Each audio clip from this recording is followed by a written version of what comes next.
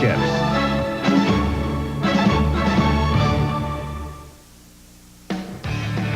LSU and Wichita State are no strangers to the national championship. 2 years ago, the Tigers shocked the Shockers for their first College World Series title. This year, head coach Gene Stevenson's 7th-seeded Shockers look to ride the explosive bat and the powerful right arm of Darren Dreifert, the 2nd pick in this year's Major League Baseball draft. Defense and determination have keyed their undefeated romp through the College World Series and has put them in position for a 2nd title in the last 5 seasons. LSU's 3 victories in the 1993 series have come in an entirely different manner. The Tigers exploded in their series opener on the strength of 2 Jim Greeley home runs, but had to rally in every game since. Diving catches and dramatic home runs by All-American second baseman Todd Walker set the scene for yesterday's emotional 9th inning, when Walker's heroics propelled the Tigers into today's championship game. And the fortunes fall to 2 freshmen. Travis Wyckoff for Wichita State and Brent Laxton for the Tigers will duel for the title.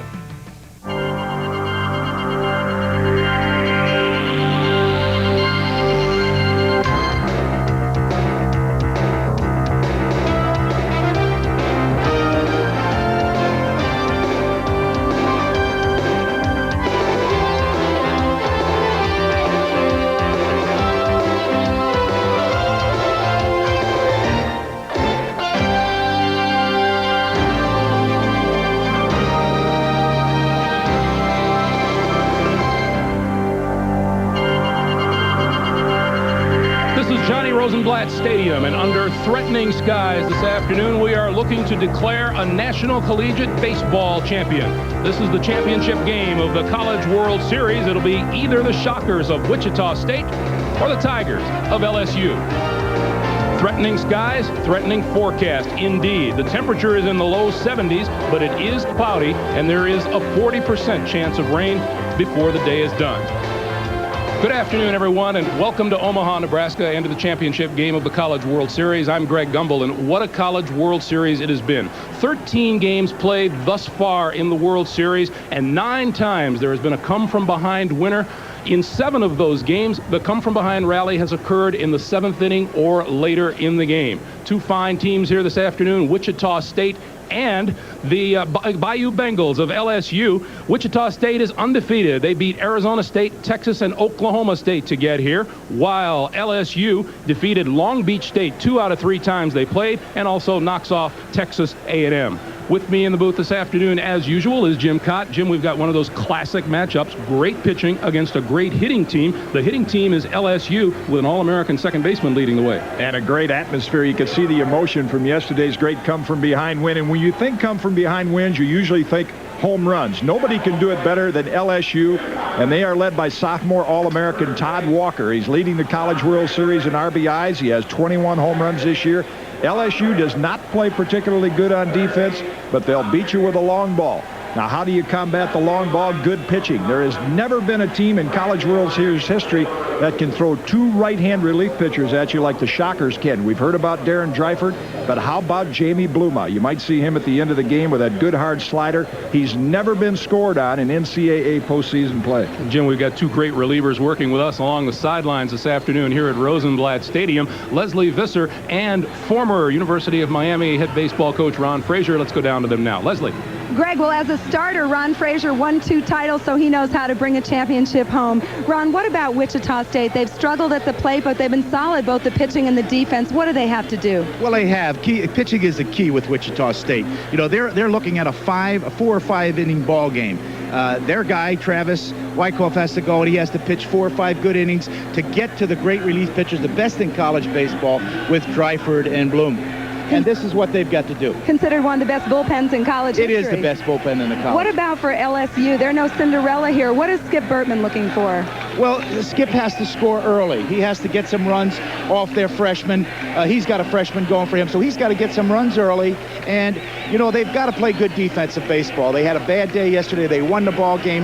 And I think, but the thing that they do have, they have momentum. They played a great ball game yesterday. They came from behind, so they got to carry that momentum through the championship. Well, both these schools are looking to win a second title. Should be a great one. Greg? It should indeed. Leslie, thank you. 2 freshmen will go to the mound for their respective teams today. Travis Wyckoff for the Shockers, Brett Laxton for LSU. We'll take a timeout here, and then we'll start this championship afternoon with the starting lineups and the opening pitch.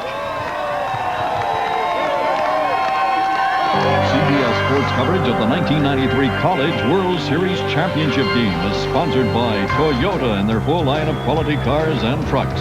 Toyota, I love what you do for me.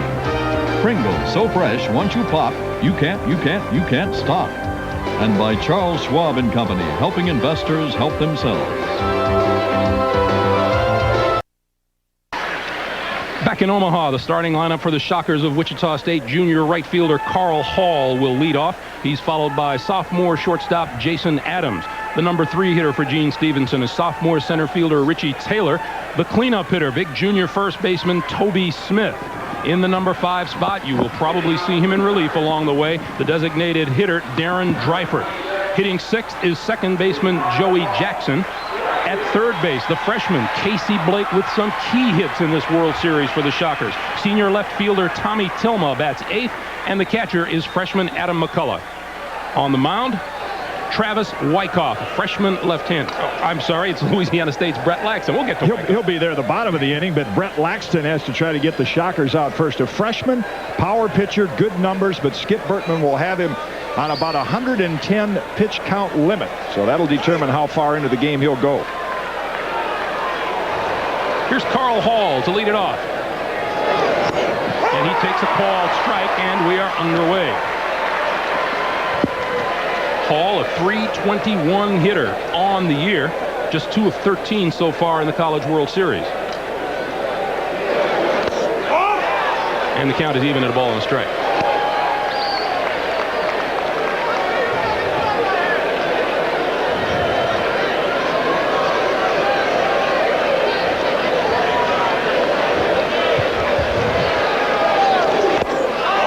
That's down and in, and it's a 2-ball, 1-strike count on the leadoff man. There is head coach, or the head coach for the LSU Tigers is Skip Bertman. He'll send those signals in to his catcher, Adrian Antonini.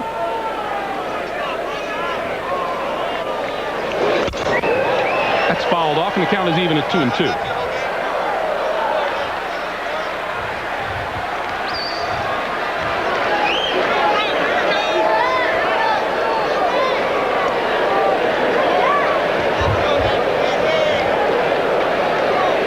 Is a junior from Hayesville, Kansas. Strike 3 call.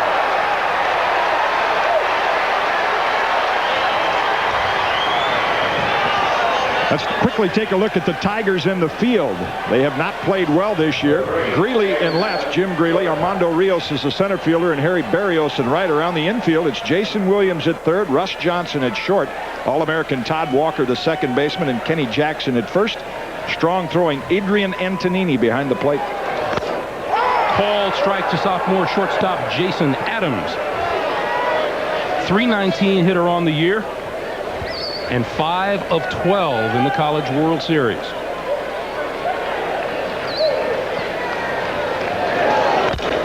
This one grounded foul up the third base line, and Gene Stevenson with the pickup.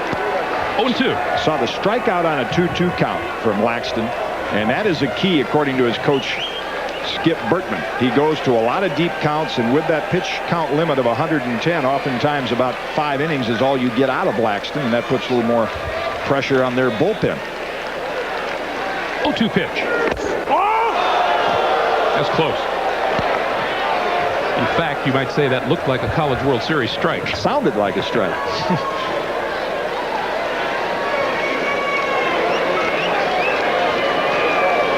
Got a left-hander's cap. Left-handers usually have that thing tilted one way. That one foul tip and held on to by Antonini behind the plate.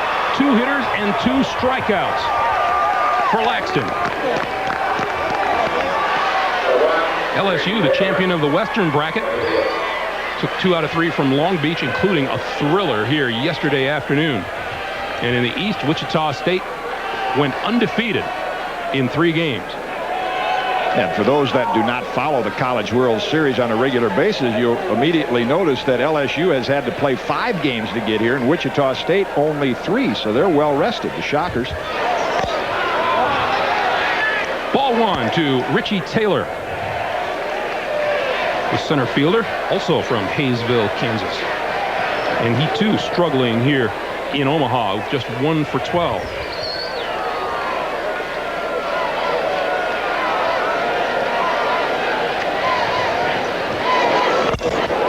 Fouled off.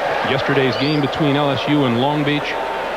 The Long Beach State 49ers scored 2 to take a 5-3 lead. LSU came back with 3 in the bottom of the 9th to win it and qualify for this afternoon's game. That was a great game to watch. You know, the games have not been particularly well played as far as mistake-free, but they have been so exciting, and you don't want to leave early.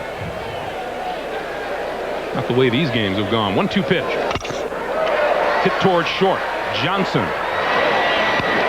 And Wichita State goes in order in the top of the first. We'll go to the last of the first inning. LSU coming to the plate for the first time.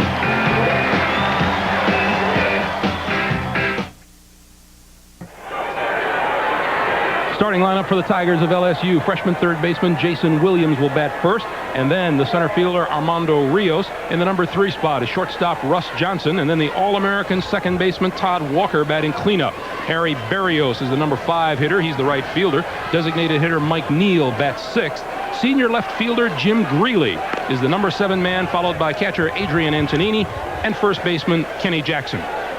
And Travis Wyckoff is the man on the mound for Wichita State. Not a particularly hard thrower, left-handed freshman. You see his numbers throughout the year, and we've, of course, put the emphasis on their bullpen. And if Gene Stevenson could get 3 or 4 effective innings out of Wyckoff with that change of speeds and keep the game close, he'd be happy. Here's Jason Williams. Ball strike 1. Williams hitting 188 here in Omaha. A .329 hitter on the year with a couple of home runs and 33 runs batted in. That misses, and it's 1-1. Had a tough day down at third base against Long Beach yesterday, and a critical error which allowed Long Beach to go ahead, but also drew a pretty key base on balls in the bottom of the 9th inning to set up that rally. 1-1 pitch.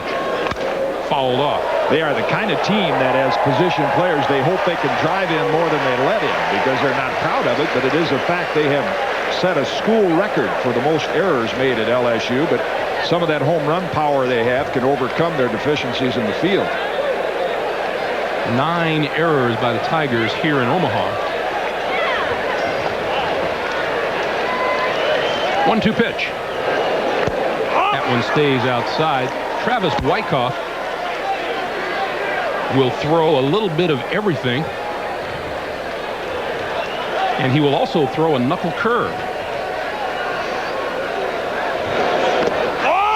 One down and in, and the count is full now at 3-2. Umpire for today's game, we have 6 of them. Jim Garman is working behind the plate. Don January at first, Ron Graham at second, Tom Jenkins at third, Tony Thompson down the left field line, and Bill LaRue down the right field line. This one hit down the right field line, right at LaRue, and it's falling, and it's foul. We talked about the LSU Tigers having to play 5 games to get here, and Wichita State only 3, and what that helps, of course, is your pitching rotation. As a result of that, we're seeing freshman Brett Laxton pitch for the Tigers today, but they have really depended on senior left-hander Mike Sorotka. Complete game win yesterday. He's a cheerleader today, but he's one of the big reasons they're here. Full count pitch to Williams. This one hit into right center field. Taylor on the run. And that's out number 1. Told you that Travis Wyckoff throws that knuckle curve, and yesterday I had a chance to ask him about it.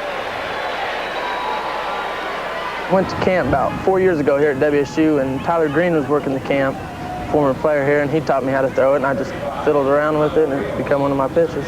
Okay, if it's working for you, what'll it do? drop and slide at the same time. A little bit of both. And what'll it do if it isn't working for you? Hang and go out that way. It's about as honest as a pitcher can get, isn't it? That's right. Rub up a new one and go to your local chiropractor. You get that whiplash in your neck if it isn't sinking and darting. That Tyler Green he referred to as a #1 pick of the Phillies and has already pitched some baseball in the major leagues coming out of Wichita State. 0-1 the count on Armando Rios, and he hits this one toward Adams at short. 2 up and 2 gone for the Tigers.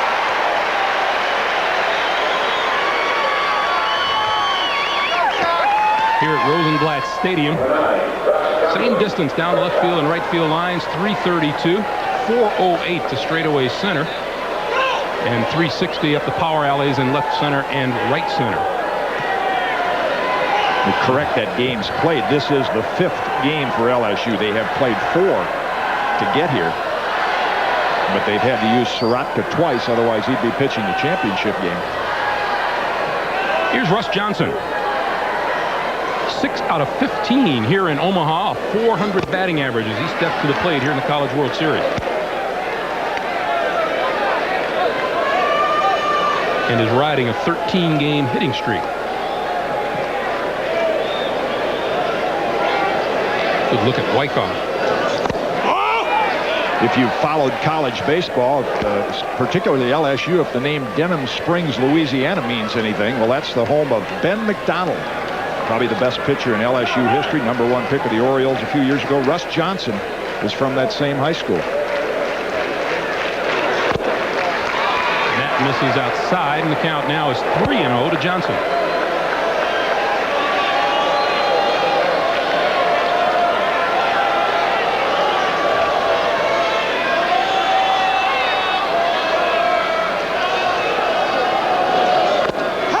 And that's called strike 3-1.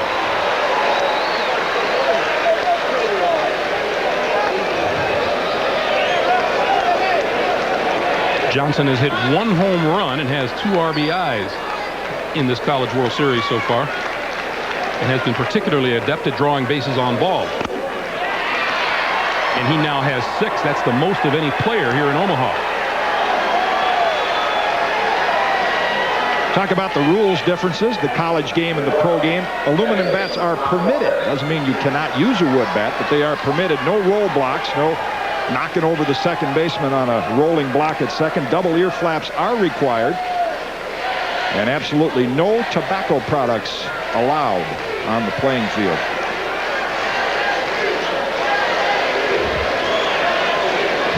Cleanup hitter Todd Walker. Strike call. Todd Walker snapped out of a 1-for-11 slump here in Omaha in a big way yesterday with a 4-for-5 afternoon, including a home run and the game-winning hit in the bottom of the 9th inning. There's something about left-handers swings. You don't often hear anybody say sweet swinging right-hand hitter. But you remember sweet swinging Billy Williams from Whistler, Alabama, Hall of Famer from the cut. Lefties have that nice, smooth, rhythmic swing, and this kid's got one. Just a sophomore. He'll be back again next year and probably will be a high draft pick after his junior year. 0-1 pitch. 0-2 now. Probably the biggest surprise and the biggest question asked after yesterday's ball game was why Long Beach elected to pitch to Todd Walker. The Tigers had runners at first and third, and there are those who suggested that with Walker carrying the hot bat that you load up the bases and pitch to anyone but him. Of course, Dave Snow, the head coach for Long Beach State, had used Gabe Gonzalez to close out the game in the win before that. So he had confidence in lefty versus lefty, and I don't think you want to bring a fresh pitcher in at the college level with the pressure of pitching bases loaded game-winning situation. And I think that factored into the decision more than actually the situation on the field. 0-2 pitch. That's up high, 1-2. No one has more runs batted in than Todd Walker here in Omaha. Jim Greeley, his teammate, has 7, and Armando Rios with 6, and then the freshman third baseman for the Shockers, Casey Blake, right up there with 7 runs batted in.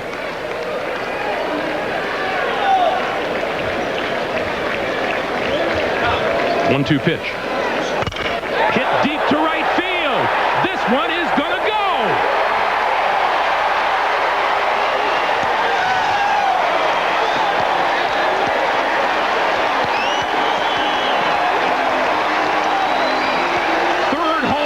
of this College World Series.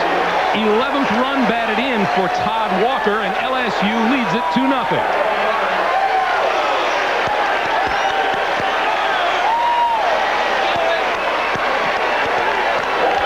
Talk about a sweet swing. Look at this swing from the sidearm breaking ball, and Wyckoff leaves it over the middle of the plate. Walker immediately into his trot. He can hit righties or lefties, and this is exactly what LSU wanted to do. Try to open up a few runs early and take Dreifert and Bluma out of the game. Here's right fielder Harry Berrios. That's ball one. What did we hear Mr. Wyckoff say about leaving that knuckle curve? That's where it goes. There? Yeah. Well, most of the home runs, we've talked about so many of them in the College World Series, I'll guarantee you 90% of them are in hanging breaking balls. This one headed for right field. The diving attempt by Jackson. He knocks it down but can't make the play, and that'll go as a base hit. 26th home run. Ties a record for most home runs hit here in Omaha this trip in. Nice job by Jackson to knock it down, but the turf a little roughed up with the tarp being on and a lot of the rain we've had here in Omaha. That's the best he could do with it. Here's the designated hitter, Mike Neal. Runner at first and 2 down, and LSU leading it 2-0 on the 2-run homer by Todd Walker. Neal hitting .333 here in Omaha.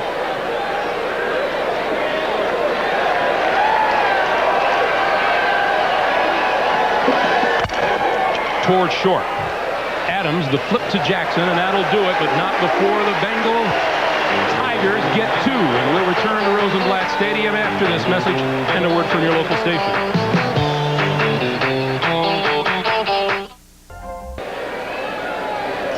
At the beginning of our broadcast today, you heard Ron Frazier talking about how important it would be for the team to score first. For the last 8 College World Championship games, the team that scored first has won the title.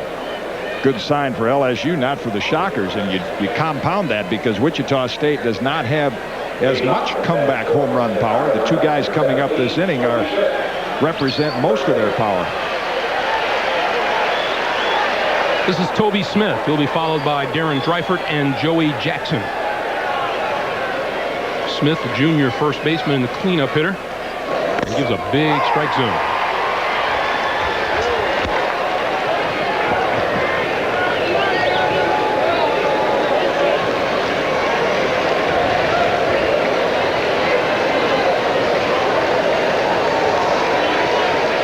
Freshman Brett Laxton on the mound. And took a little something off of that, and it's 0-2. The reason I mentioned that left-hander's cap, we talk often about how the left-handers wear their caps a little cockeyed. Well, see, it might be because of genetics. His dad, Bill Laxton, was a left-hand pitcher, and he put about 5 or 6 years in the big leagues, so he probably started wearing it looking at his dad's picture. And he gets Smith waving at one that dances outside the strike zone. Chalk up another strikeout for Laxton. That's 3 in the game. Well, he was drafted out of high school. The pro scouts liked him. He wanted to go to college, and you can see the power stuff that can really paralyze these right-hand hitters. Live fastball and a good quick breaking ball. Here's Darren Dreifert, number 2 selection in the baseball draft last week by the Los Angeles Dodgers. Native of Wichita, Kansas. That's ball 1, and what a performance he put on in batting practice. He had the crowd oohing and eyeing and then applauding as he stepped out of the batting cage.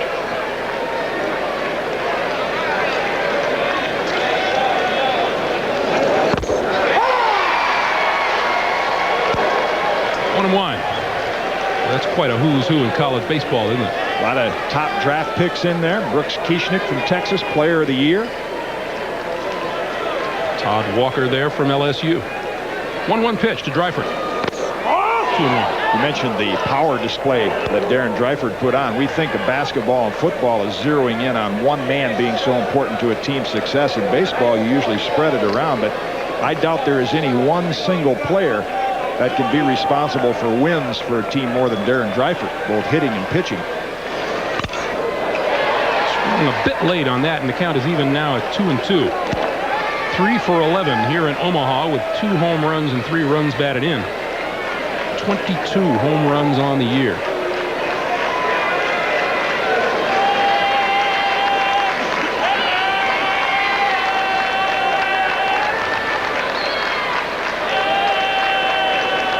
Two pitch.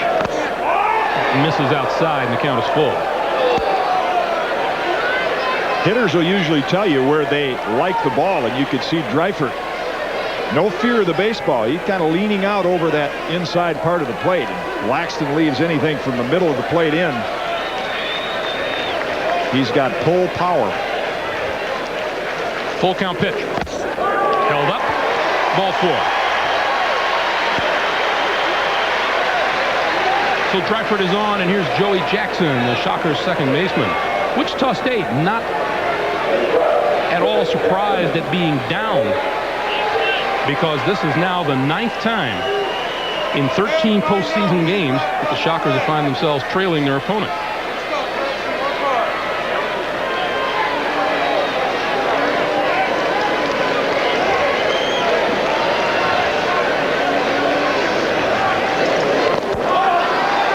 Stop behind the plate.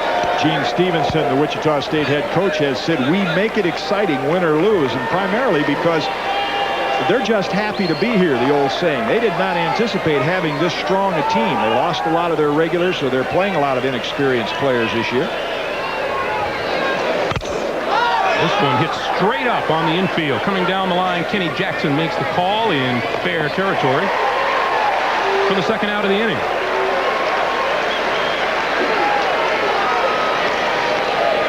Dreifert holds at first, and it'll bring up freshman third baseman Casey Blake. Pepperdine, the winner last year. LSU beat Wichita State in '91. Georgia won it in '90, and Wichita State in '89. And that represents the start of the 2-bracket system, starting with 1988. Before that, it was double elimination throughout. Just one format. This one lined in the left field. Greeley coming on, hit it and dropped it. Dreifert will make the turn and hold at second base. And we'll wait for the official scorer's ruling.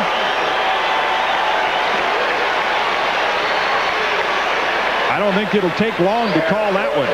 Again, this has been the weakness. You see, Jim Greeley gets that glove over on the wrong side. He's got to cross over with his glove and the heel up. Never got in good position to field that ball, and that's why the Tigers say, yeah, we'll kick it around and give you a couple. We just hope we can hit enough home runs to make up for it. It'll go as an error on Greeley in left. That makes it 2 on and 2 out here in the top of the second inning, and left fielder Tommy Tilma.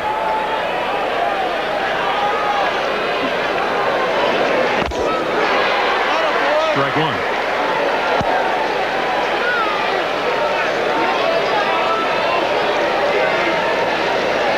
Tilma still looking for his first RBI here in Omaha.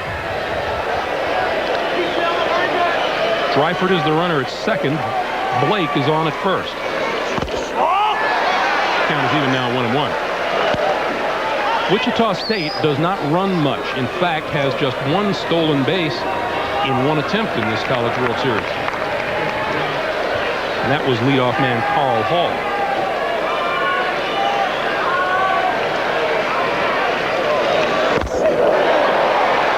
Tilma looked like he chased one out of the strike zone there, and it's 1-2.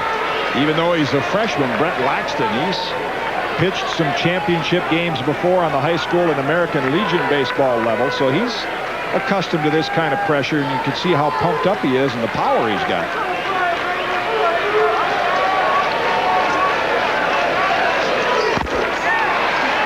Two balls and 2 strikes now. Of course, that error on Greeley has now made him throw an additional 4 pitches. So he ends up throwing another half a dozen pitches this inning. That means that Skip Burtman, he's not going to abuse this freshman. He's pitched a lot of baseball last summer and this fall and this season. So he's very, very diligent with that pitch count. 2-2 to Tilma. Got him swinging.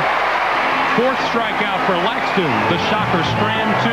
And after 1.5, it's LSU leading at 2-0.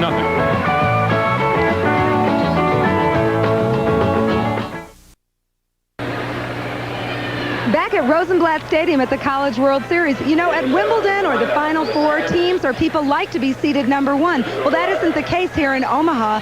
Since they started seeding the College World Series in 1988, no number one team has won the title. In fact, only teams that are seeded 4th or 7th have taken the title home. Last year, Pepperdine was seeded 7th. Who's seeded 7th this year? Wichita State.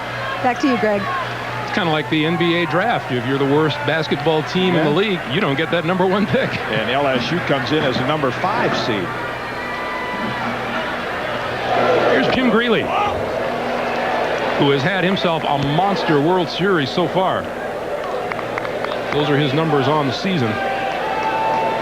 But he's the second leading hitter here in Omaha with that .467 batting average. That's called strike 1-1. These two teams met in the '91 championship game, and again it was home run power. That time it was LSU catcher Gary Emal that provided all the power. Who is that? It's not Gary Emal. Outside 2-1. Greeley trails only Jeff Leifer, who left with Long Beach yesterday in the hitting department. 2-1 pitch. Inside and low, ball 3. Not as much pressure on these two coaches. They have both Skip Bertman and Gene Stevenson have been here a number of times, and they have finally won the overall championship. For example, Gary Ward from Oklahoma State has come here 9 times and is still trying to win his first. Full count now. As we looked at Long Beach State's game yesterday, that's why they were a bit of a Cinderella team. You know, Dave Snow has taken that program from nothing, where they didn't even have a practice field, to almost getting to the College World Series final. That would have been some story. That misses, and Greeley's on base. Second base on ball is given up by Wyckoff, and the first one preceded Todd Walker's home run.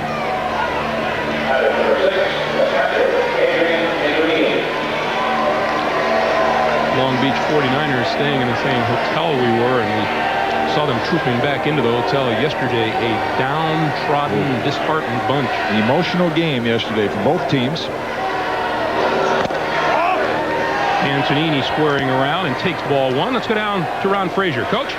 Well, you know, it looks like Wyckoff is throwing about a 1.6 release, and which is pretty slow. And I look for a lot of running. If LSU can get some people on base, I see them running. In fact, in a situation here would be a pretty good run in situation. And the reason Ron points out, when he says 1.6, that means from the time Travis Wyckoff moves his hands, movement to mitt, 1.6 seconds. And that gives a base runner a little better jump. You'd like to keep it down about 1-1, 1-2. Wyckoff to first. As we said, there hasn't been much running by either of these clubs here in Omaha. LSU is 3 out of 5 in the stolen base department. Well, and Antonini's strength is behind the plate as a catcher and thrower, not a particularly good hitter. So again, as Ron Frazier pointed out, it's an ideal situation to bunt or hit and run and stay out of the double play. There goes the runner. That's down and in, and there will be no throw. Let's chalk one up to the coach. A good guess by LSU. A good time to put up the side. Great jump before Wyckoff even picked up his leg. And out of breaking ball down and in, Greeley with no trouble getting into second base. That's only his 3rd stolen base of the season. And LSU with a runner in scoring position, and Wyckoff up high and runs the count now to 3-1, and catcher Adam McCullough out to talk with him. A pair of freshmen. McCullough, the catcher, is a freshman, and right now, of all of those first-year players involved, Laxton has had the best of it. A very key inning for Travis Wyckoff and the Shockers, because Skip Bertman will try to play a little tack-on baseball, add 1 run at a time, and when they get up 3 or 4, and Gene Stevenson is not as apt to bring Dreifert or Bluma in with his team down. 3-1 pitch. That's ball 4, and that represents a major mistake by Wyckoff. Antonini hitting just .228, and his 45 strikeouts lead the team, and what he's done is given him a free pass, and we're going to get a visit to the mound here. Brent Chemnitz, the pitching coach, will come out both to have a word with Travis Wyckoff and also buy a little time for somebody to get up in the bullpen for Wichita State. They have to play this game right now as if it's the 9th inning. They can't wait any longer.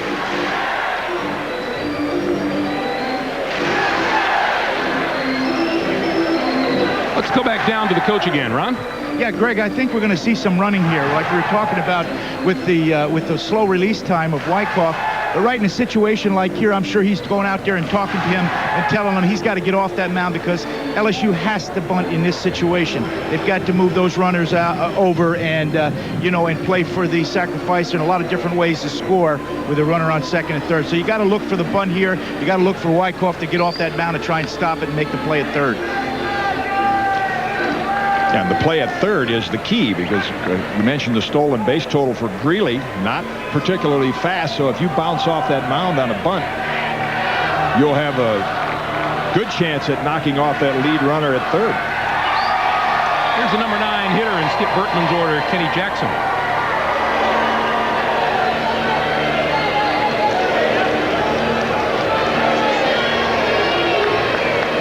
Two on, nobody out here in the last of the second for LSU.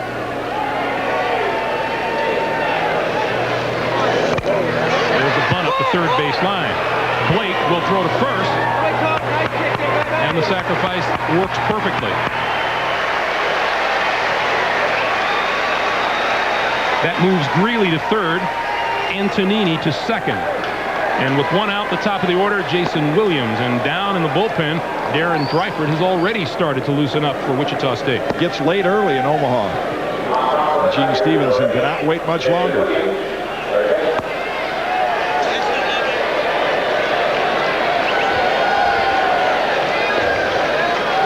Here's Williams.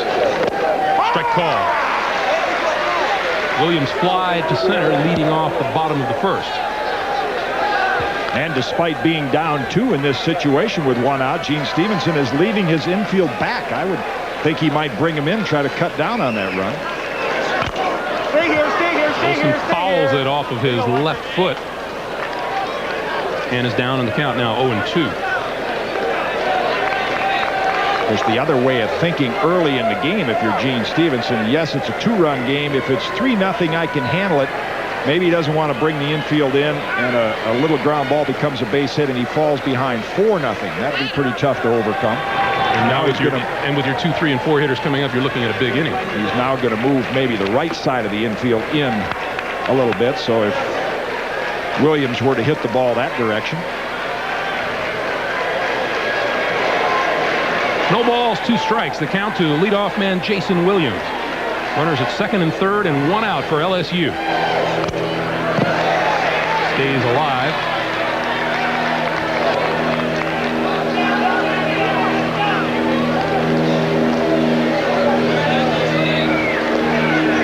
Sometimes fans may wonder, well, why would you not have the ace of your staff ready to pitch the championship game? As you mentioned, Mike Sorotka pitching for LSU yesterday, the idea is first get yourself to the championship game. Just getting here, working your way through the regional to get to Omaha is actually the toughest part of postseason college baseball. High and away. A ball and 2 strikes. And the ace for the Shockers has been left-hander Mike Brandley. Pitched a good game a week ago against Arizona State. Also started one on Thursday, so he'd not be available today.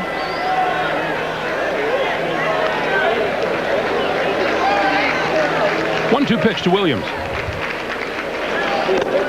It stays outside. 2 balls, 2 strikes.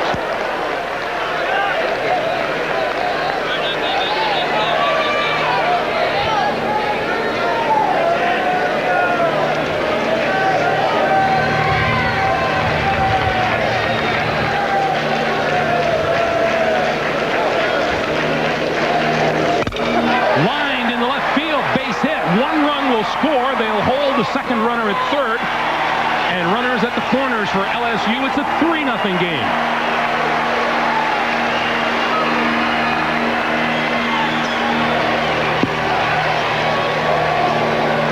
Well, that's how they got here, and that's how they expect to win the game. LSU is with good hitting, and they're taking advantage of Travis Wyckoff's wildness in the early part of this one, and they're going to force Gene Stevenson to make a pitching change a lot earlier than he had hoped to.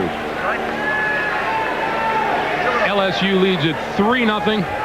Darren Dreifert will come on from the bullpen here in the bottom of the second with 2 on and just 1 out. strike up the music, take a timeout, and come back to Omaha in a moment.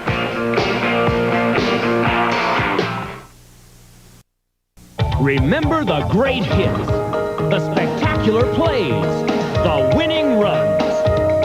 Catch all the excitement of the 1993 College World Series with the official souvenir program.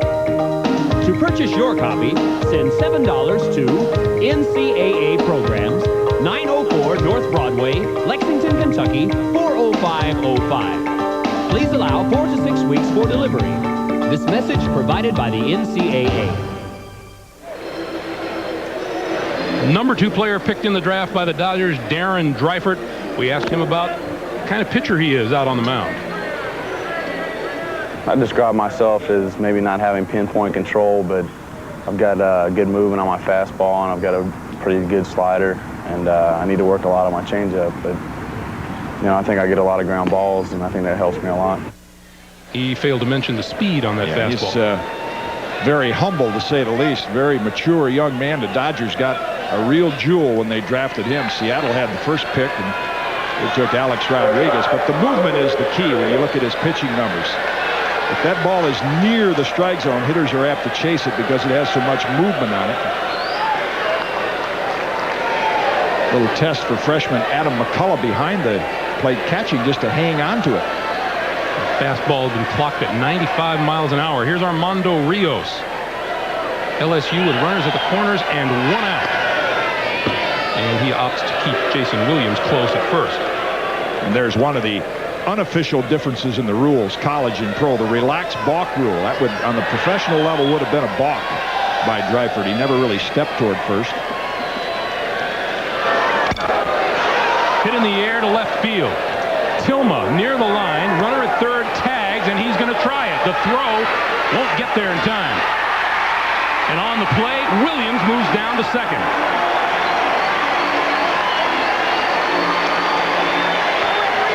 4-0 LSU. See, Tommy Tilma never really gets over to the line far enough to get in position to make a strong throw. The ball was over his right shoulder, so a lot of extra movement, not much on the throw, and not only did the run score, but the Tigers got to advance the man from first to second to put another runner into scoring position. And Antonini not particularly quick coming down the line. Beat it comfortably. So LSU with 2 in the first and now 2 more here in the second, a 4-0 lead, and here's Russ Johnson on base in the first when Todd Walker cracked the 2-run homer. Swing and a miss. Going back to that catch by Tommy Tilma, who's an outstanding defensive outfielder, you'd like to get in position to catch the ball over your throwing shoulder. And then he'd have got that little hop step, maybe a little more on the throw, or if he hit the cutoff man, they could have at least kept Williams from advancing to second.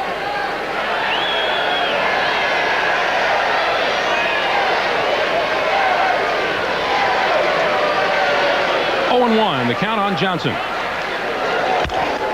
Tapped off the plate. This will be a tough play. Blake can't make the pickup. That's an infield hit, and Williams moves to third.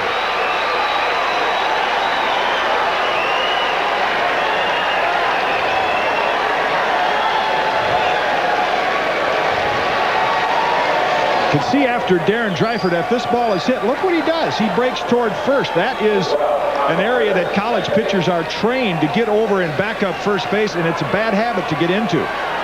Because Dreifert, the pitcher, probably had a better chance to get over and get some leather on that ball as Casey Blake did. And you see it a lot in college baseball. The ball is hit and the pitcher runs over to back up first base. There's really no purpose for it. But that goes back to their pitchers' fielding practice training. Here's Todd Walker, author of a 2-run homer back in the first inning. He has 2 teammates aboard with 2 out here in the second, and that's low and in for ball 1. I mentioned to Dreifert yesterday, and you will see it on a ground ball to the first baseman. His mechanics for a pitcher getting over to cover are excellent. He makes a beeline to that baseline and then up the line to first base the way it's taught. That's a good habit to get into, getting over to cover the bag, but to run over to get behind the bag is really unnecessary movement most of the time. The fake to third finds no one straying too far off the base.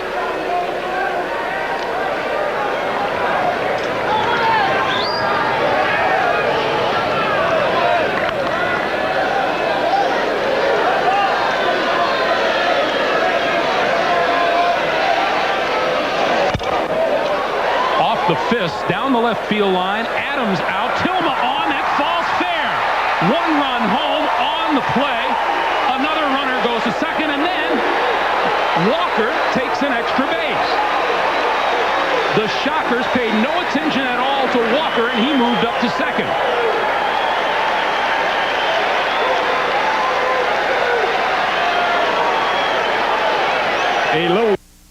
It was LSU that State's defense and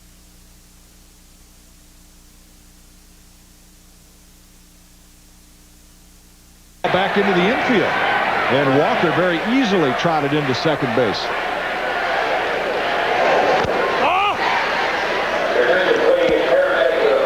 That goes as a single, and technically he has taken second on the throw, although there was no throw. 5-0 Tigers. Berrios fouls it at the plate. Well, this is set up perfectly for Skip Bertman. Darren Dreifert's in the game in the second inning. He's not going to pitch 7 innings, 6 or 7. And with the score 5-0, Gene Stevenson might say, why do I want to waste this young man out there for more than 3 or 4? So by the middle of this game, Dreifert could already be a non-factor as a pitcher.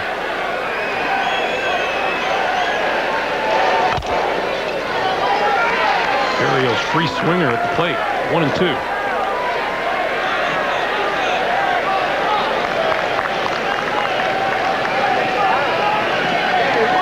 Berrios strides into that pitch. He's been hit 17 times by a pitched ball this season.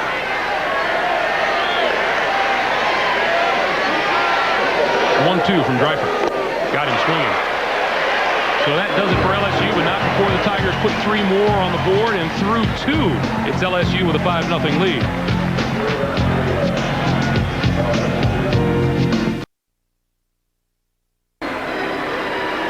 LSU freshman right-hander Brett Laxton has been given a 5-run lead to work with as we move to the top of the 3rd inning. It'll be the number 9 hitter in the Wichita State batting order, Adam McCullough. Then we'll go to the top of the order with Carl Hall and Jason Adams, and there's work to do for the Shockers. They're down 5. And now what you can do if you're Brett Laxton and Skip Bertman, the coach who calls the pitches, he breaks them up into zones. A zone 1 fastball would be right down the middle. 5-run lead, young freshman. You're only going to use them 110 pitches. Here it is. Hit it if you can. Don't try to get too tricky. He misses outside with that 1-1. Depending on how well that message gets through depends on the maturity of a freshman out on the mound. Well, it's been the system at LSU. The pitcher and the catcher always have an option to shake it off. As we mentioned earlier, it hasn't so much been big bats for Wichita State here in the College World Series, but the timeliness of the hitting. They come into this game hitting just .213 here in Omaha. What they hope to do is take advantage of the opposition's mistakes, and LSU in past games has made enough of them. In the count now, 3-1.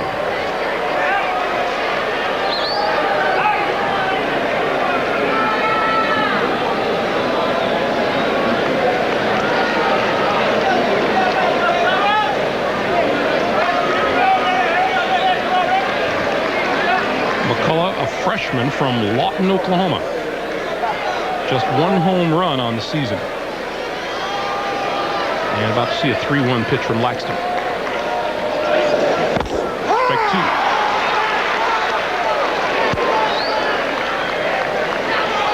Plate umpire Jim Garman doesn't leave any doubt, does he?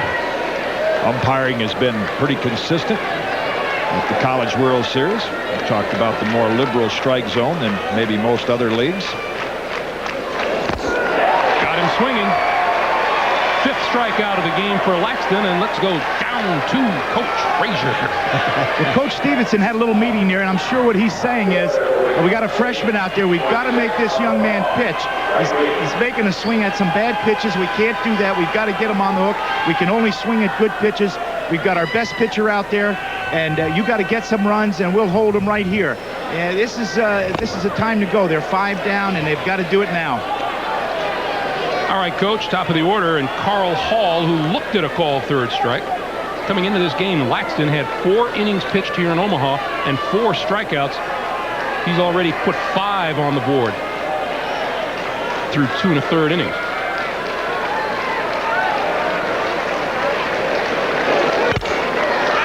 Hit in the air, left side. Johnson out, makes the call, and the catch. I want to remind you that coming up next on CBS Sports, third-round coverage of the Buick Classic, live from Westchester, New York, where Jeff Maggard and Duffy Waldorf and Tom Kite, through 2 rounds, are tied for the lead. Worth tuning in just to watch Duffy Waldorf's hats. He's got the most colorful hats on the PGA Tour. Or caps. Well, make up your mind. Either one. Call strike on Jason Adams. Just what Coach Frazier was referring to. This is what Laxton and catcher Antonini are trying to combat. Not fall behind in the count and make Wichita State swing the bat with some early strikes.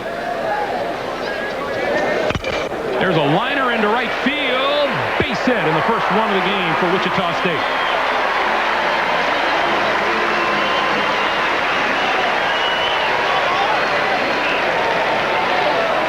Well, Laxton challenges. And Adams is right on time. Takes advantage of the high fastball. Berrios plays it the safe way, not allow an extra base hit with the 5-run lead.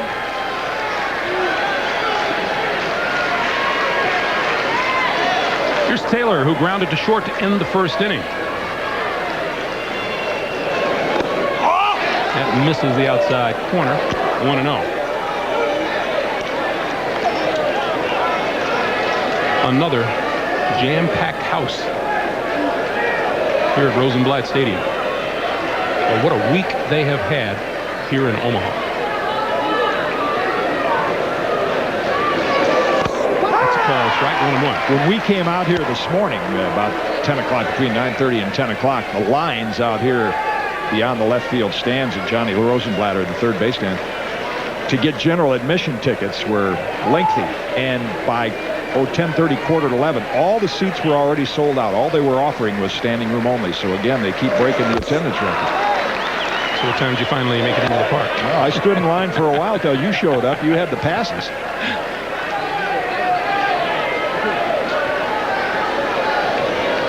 They will set a new attendance mark with this crowd here at the College World Series. Well, they've done such a nice job adding seats and improving all the amenities for the fans. 2-2 now, the count on Richie Taylor. Well, it's just country hardball. You can see how warm it is on the field, and Laxton is trying to keep the pitching hand dry. He said, man, I got a 5-run lead. Good fastball. Rock and fire, here it is. See if you can catch up with it. Not many of them do.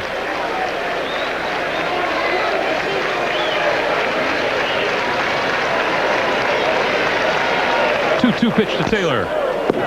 And he stays alive with a foul back to the screen. Mentioned he was a 4th-round draft pick, so he was offered a fair amount of money to turn pro out of high school. So you know what kind of talent Laxton has.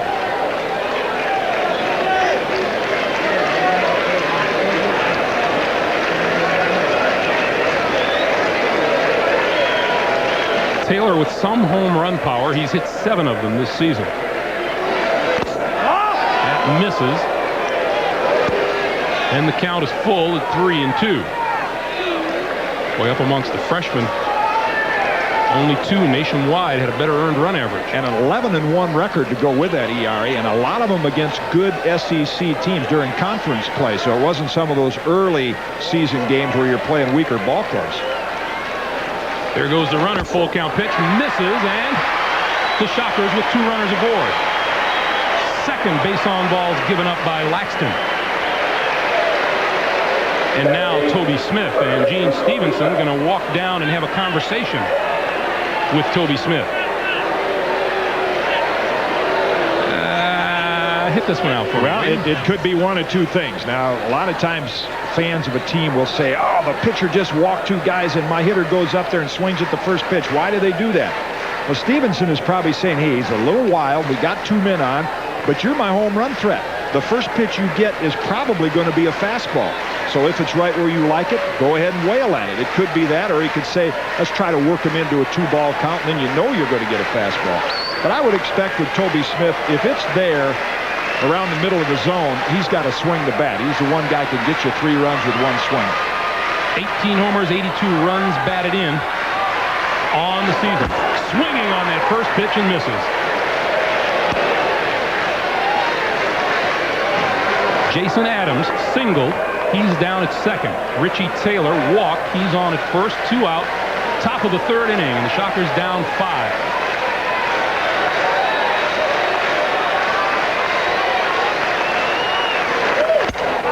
Swing between first and second. Walker will pick it up, and again Wichita State strands 2 through 2.5 here in Omaha. It's 5-0. Tigers will return to Rosenblatt Stadium after this message and a word from your local station.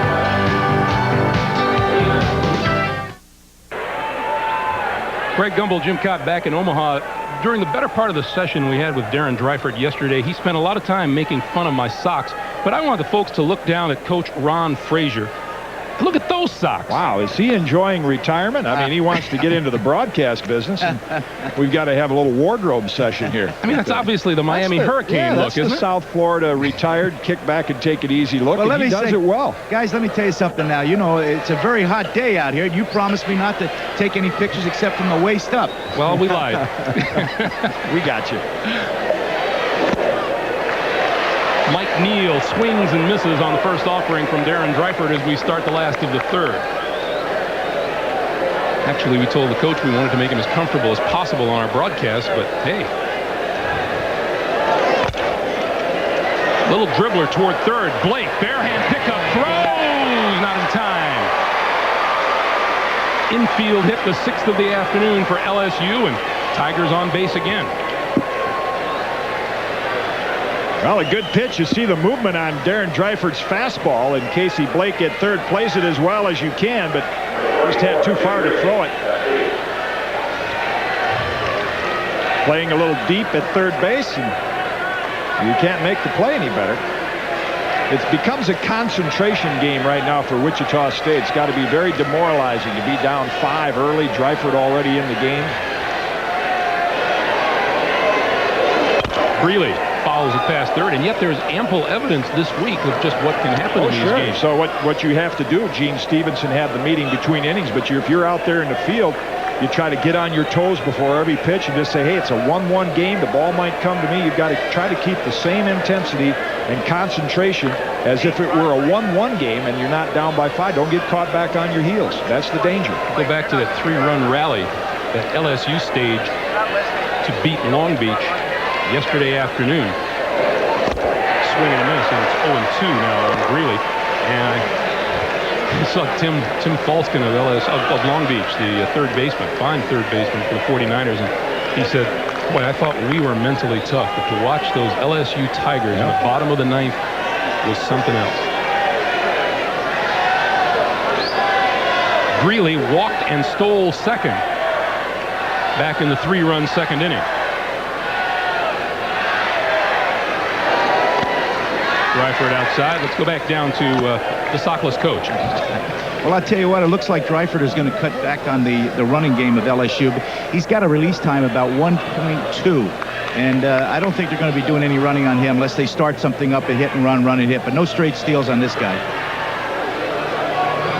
Good observation. That's the advantage of being a hard thrower and not having a complicated motion, just a simple leg kick and go. Dreifert outside again, and the count now is even to Greeley at 2 balls and 2 strikes.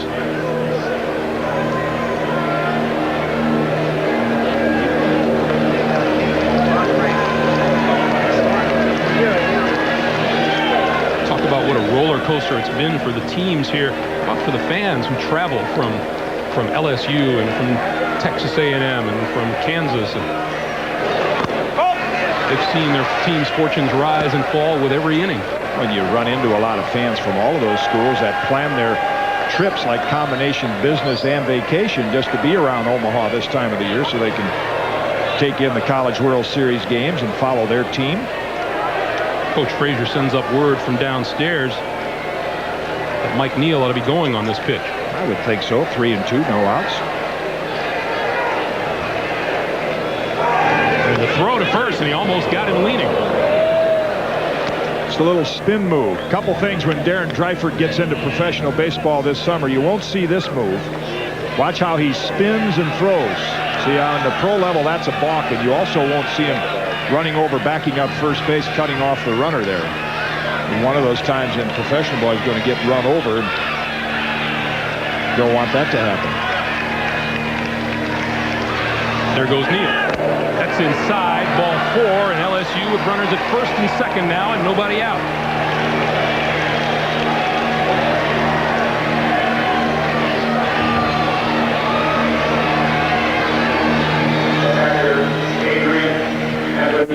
I would think we'd see a bunt here, whether you're looking through the knot hole or whether you're looking from up here. It's another situation to advance a couple of runners and spread the lead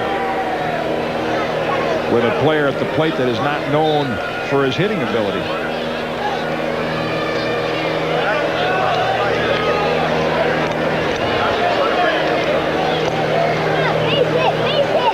Antonini walked back in the second.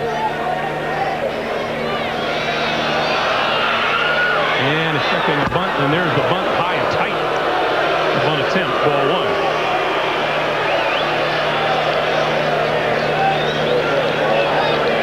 Here again, I think, is the concentration factor that's bothering Darren Dreifert. He's used to being in games with the game on the line, and you don't often see him miss the strike zone by as wide a margin as we have here in the third inning.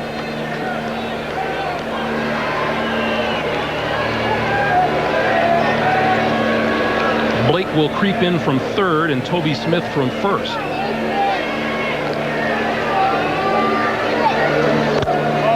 He takes it inside.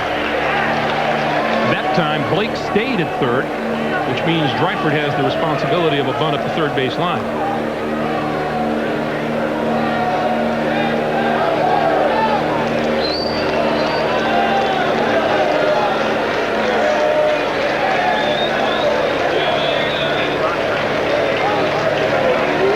Depth with the infield.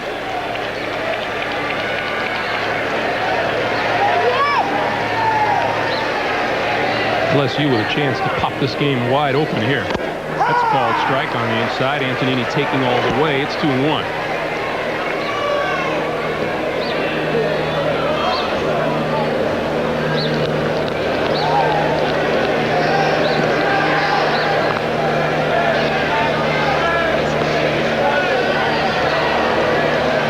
Dreifert came on in relief of starter Travis Wyckoff in the second inning and has given up 3 hits.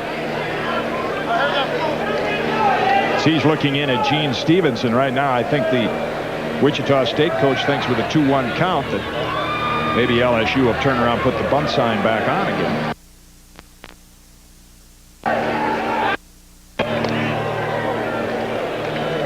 Let's go downstairs to Ron Frazier. Coach?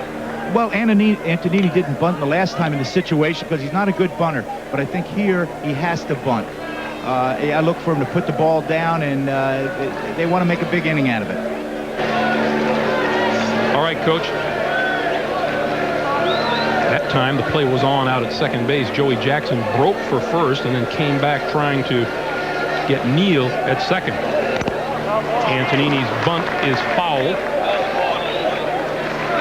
And the count is even now at 2 balls and 2 strikes. You can see what Darren Dreifert does with those fastballs in a bunt situation. He runs them right up and in on the hands. That's the ideal place to throw the ball as a pitcher. That's the most difficult pitch to bunt. As you square around, you see that fastball coming in about shoulder high. It's tough to get out of the way of it. You have a tendency to jab at it, as Antonini did on that pitch.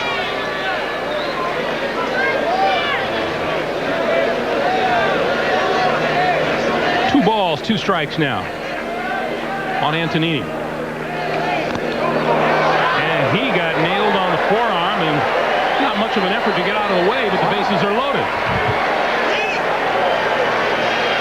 Man, Antonini's saying, yeah, I know #1 draft pick throws 94. He just takes one for the team. And again, Dreifert misses the ball way up and in. And this is not Darren Dreifert. This is not his typical pitching outing, and I don't think Gene Stevenson is going to waste this much longer with his team in danger of falling behind a little farther. Brent Chemnitz, pitching coach, out to the mound, and Out in the bullpen for Wichita State is left-hander Brandon Baird. And the Shockers facing serious situation here with the bases loaded and nobody out. Again, it's a little time-buying visit for Brent Chemnitz, the pitching coach. Home plate umpire Jim Garman will break that up and say, let's play ball. This game has been played at a painfully slow pace with all the fans anticipating, you know, the final and an exciting game. And you can see the depressed mood of the Wichita State team in the field with the way they're approaching the game. This early scoring outbreak is unusual for LSU. They had scored 9 runs in the first 5 innings here in Omaha and 25 runs in the last 4. Here's Kenny Jackson. That's ball 1. Bases loaded, nobody out.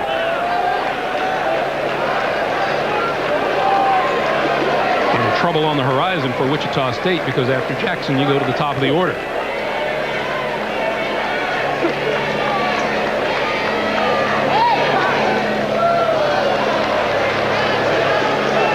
Looking to find someone straying off, and no one was. I don't think you're going to get, if you get that play to work with the bases loaded, Skip Burtman will have a little word with Antonini when he comes in. Bases loaded, nobody out. There's no place to go until the ball's hit.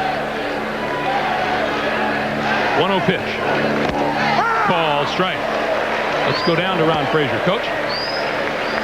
It's a tough situation here for Dreifert, and you know, he was taken there. I think he's got to swing here. Something's got to happen. They're going to play big inning baseball, and now's the time they need the hit to break it open, and that's what Skip is looking for at this time. A ball and a strike to Kenny Jackson. Bases full of Tigers, nobody out in a 5-0 LSU lead. That's outside, 2-1. And Dreifert having real control problems now. The runner at third is Mike Neal. He reached on an infield single. Jim Greeley walked. He's out at second. Adrian Antonini, hit by a pitch, is on at first.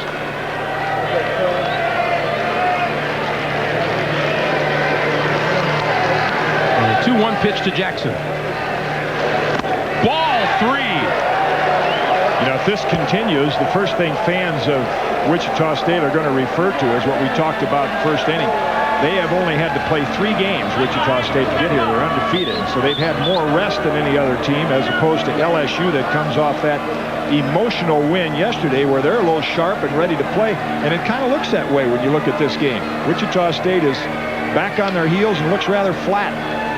3-1 pitch. Strike 2.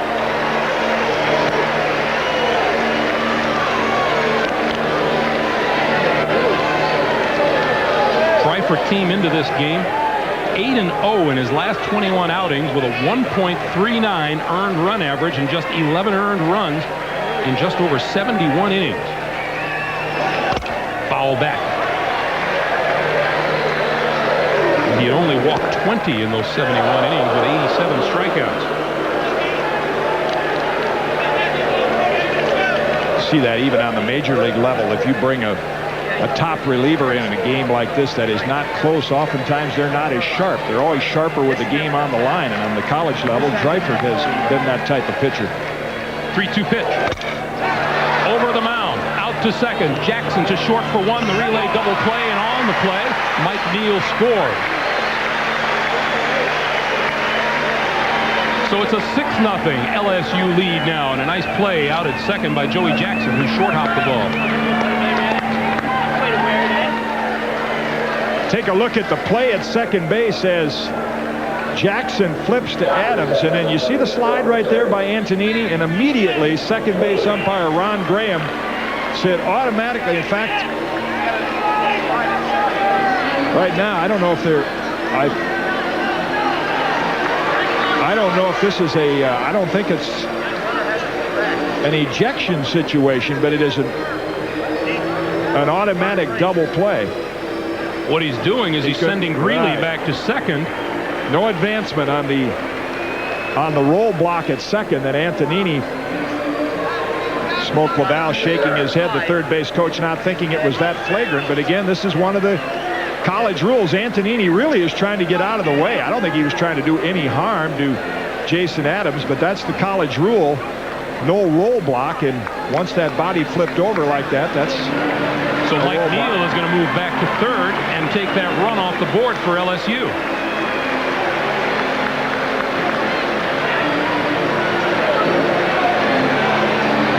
Well, if you ever want to talk about getting the optimum out of a double play with the bases loaded, you get 2 outs and you still have 2 runners on base and nobody home.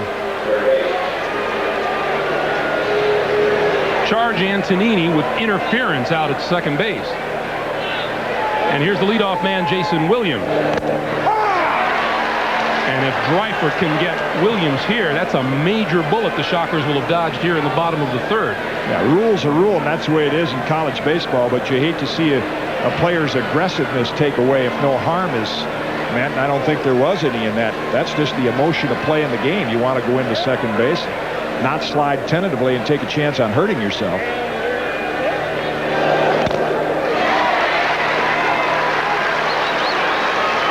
Well, in defense of Antonini, a coach will tell a shortstop coming across that bag, you throw that ball through that runner coming down at second. Drop down from Port Arthur. Go from underneath. Of course, I'm sure Skip Bertman will have a word with Antonini about that, because even in a 5-run game, we talked about all the comebacks in College World Series game. That did cost the Tigers an extra run. There's Antonini. So Neal is still the runner at third. Greeley is out at second. 2 out. No runs home. And the 0-2 pitch to Williams. Line foul down the right field line and into the seats.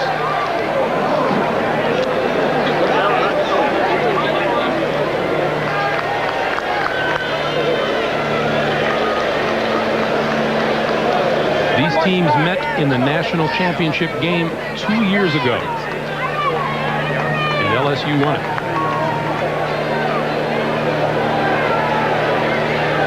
0-2 pitch.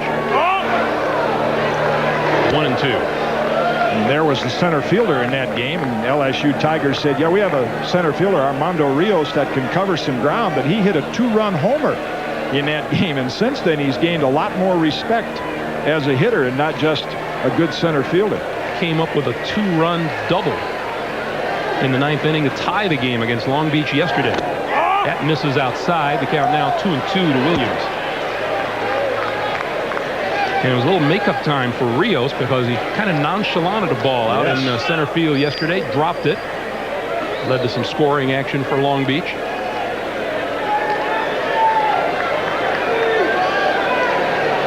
Here's the 2-2 pitch. Ball 3.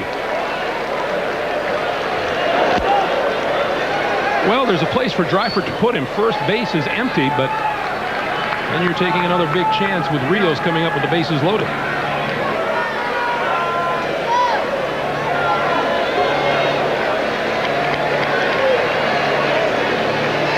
Tigers looking to get lucky in the dugout. Full count pitch, swung on and foul.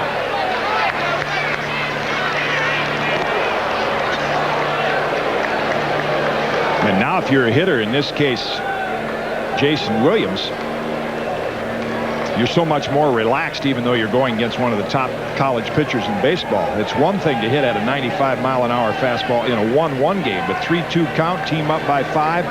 Those hands and wrists are a little loose. You can generate a little more bat speed. Try it again. Ball 4. And the bases are loaded again. And here's Rios.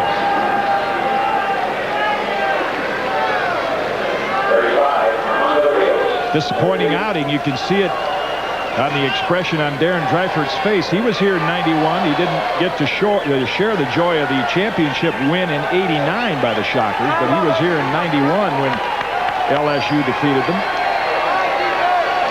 Dreifert will work from the windup.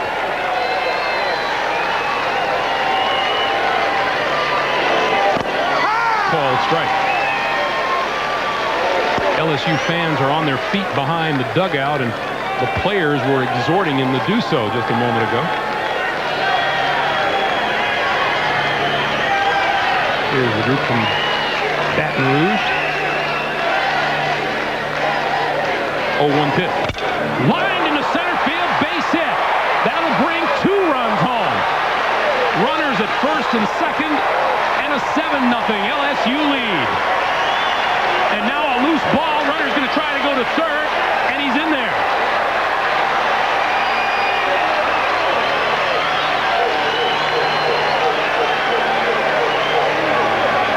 Well, the improved Armando Rios at the plate. You mentioned the big hit yesterday. He takes this right back over the cap of Dreifert.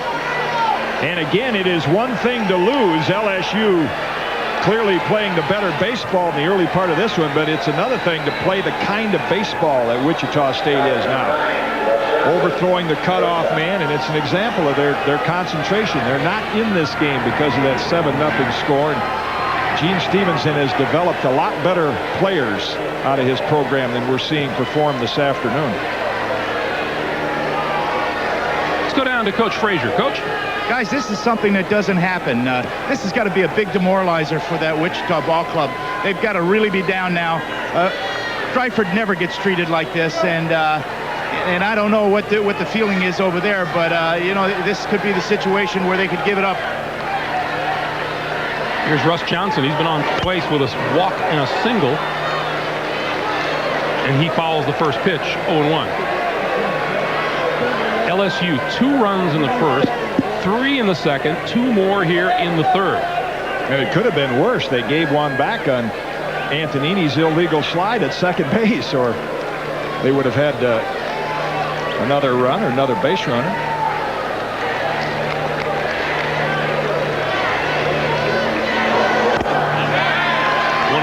Gene Stevenson freely admits this is not his best team. He lost 6 All-Americans from last year's team and says constantly, we always make it interesting. And there's no question he's done an outstanding coaching job this year. But he says it's the epitome of this team is that it has pulled together as a team. When you think of the top college baseball programs in recent years, now we've seen Arizona State here in Omaha this time. They have been one of the high-profile programs, and going back to Rod Dato's great teams with USC and Florida State, Ron Frazier with his Miami ball club, those were the big names in college baseball. But in recent years, it has been these 2 programs. LSU has 13 players in the big leagues right now, and Wichita State, of course, their most prominent big leaguer, Joe Carter, but they've also developed a lot of them. Dreifert again to first, and Rios dives back in. Rios a threat to run with 20 steals and 25 tries this year.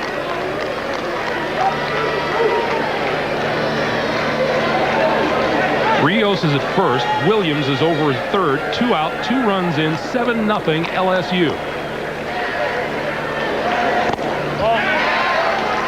2 balls and a strike. And Dreifert not consistent at all as far as finding the plate today. Projecting him as a pro, and there's no question about the talent, but I'm sure one of the things in the Dodgers system they will get straight right away is his aggressive approach, or in today's case, the nonchalant approach. Especially when you're playing behind a pitcher, you want to see a guy working at a little faster pace, throwing strikes, challenging hitters, and that's an example of it right there. 7-run lead. Armando Rios has no reason to be too far off base, so Dreifert, that's a bit of wasted effort to consistently throw over there. The left-hander Brandon Baird now down in the bullpen. We assume he is ready anytime he's called upon. 2-1 pitch. Line foul down the right field line. And that'll even the count now at 2-2.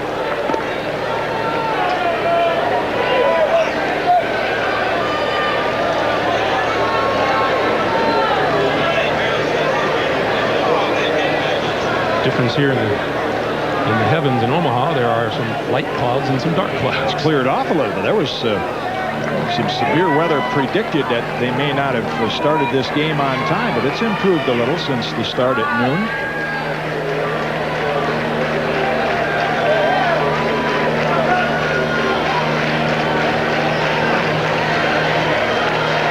Two, the count to Johnson with 2 outs and runners at first and third. Strike 3 call. But the damage College is done. 2 runs across, and as we go to the 4th, there is work to be done here in Omaha for Wichita State.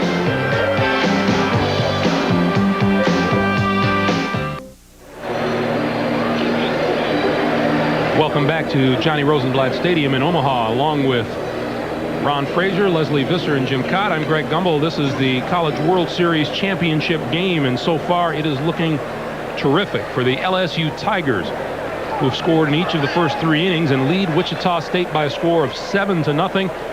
Freshman Brett Laxton has allowed the Shockers just 1 base hit through the first 3 innings. And here's Darren Dreifert to lead off the 4th for Wichita State. See him swinging that arm. He's had a long layoff. All 3 innings, his team has been at the plate for a while. You like that. Then you want to make sure you're loose when you go back out there. Ball 1 to Dreifert.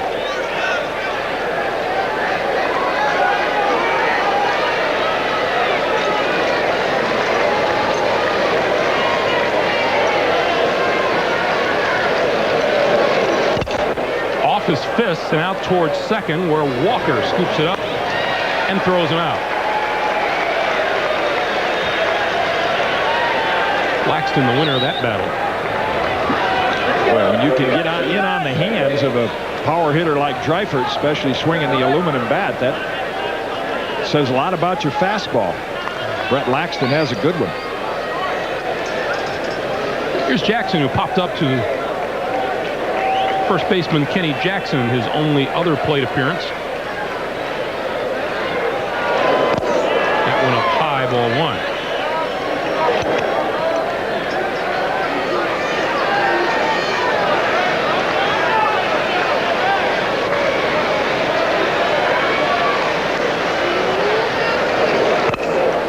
Tries to put one up the third base line and fouls it over to the third base dugout.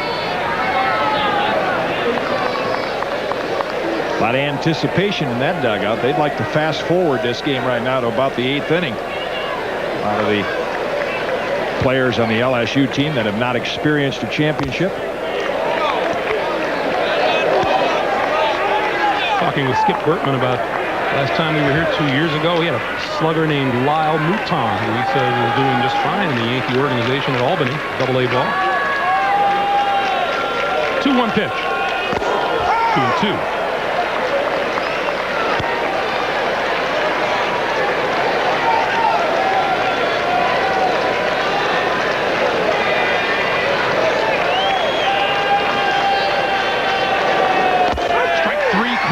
Sixth strikeout of the day for Brett Laxton. 2 out and nobody on, and this Wichita State team, you never really know what to expect. Ask Gene Stevenson to describe his club. Each team, you know, has its own personality, and so those things have to be measured.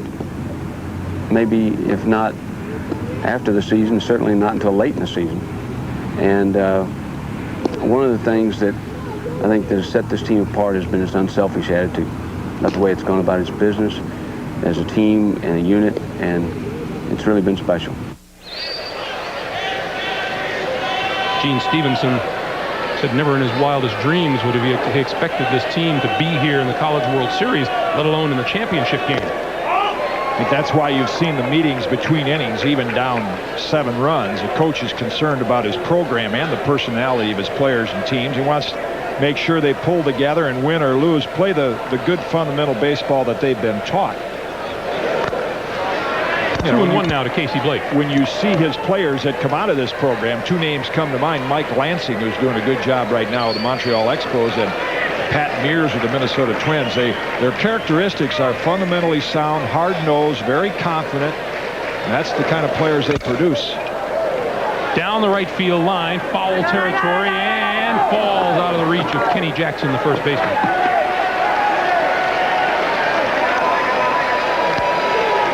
Well, these are outstanding programs, as you mentioned, Jim, and all-time winning percentage, Wichita State right up there. Gene Stevenson in his 16th season with the Shockers. And when you look at those other 4 schools, those are big-name marquee schools around the country. So the recruiting job that they've done at Wichita State, a lot of the kids in that Kansas area love to go to Wichita State and play baseball.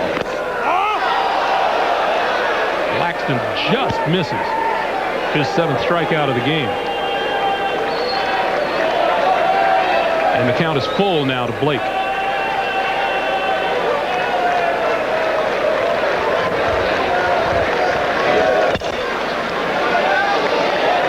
Still a full count.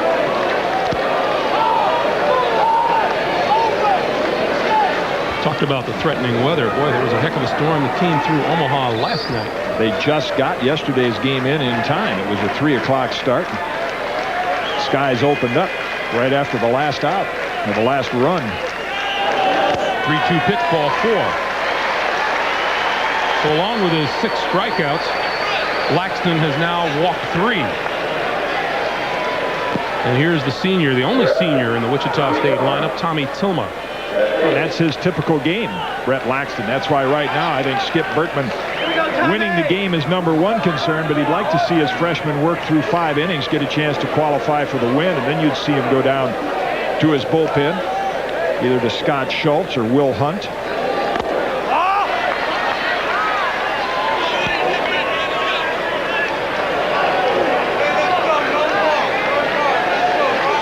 Last night, along with those thunderstorms, there were hailstones the size of hailstones.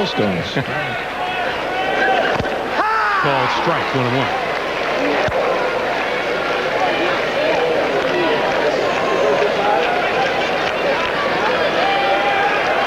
The Shockers still with just 1 hit this afternoon.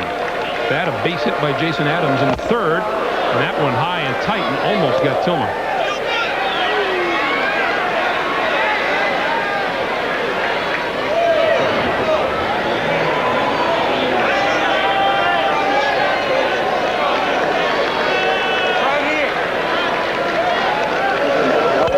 Pitch. Tilma tries to bunt and fouls it off. The count is even at 2-2. Not a bad idea. Not known as a particularly strong hitter. Team's down 7. Drop 1 down. See what can happen. You know, the middle part of this ball game is if you're going to come back. That's when you have to do it. You start getting into that 6th inning and you're down 7. Then you give that opposing team an awful lot of confidence that they can close you out easily. There goes the runner. 2-2 pitch fouled off by Tilma.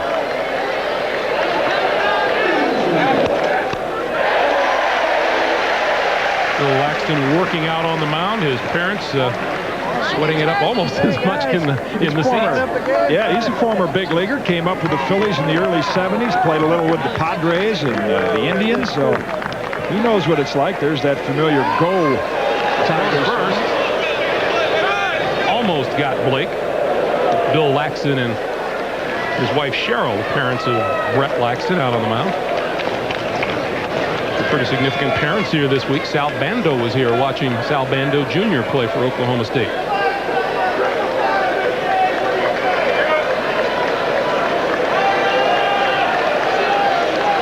Two balls, 2 strikes on Tilma. Ball 3.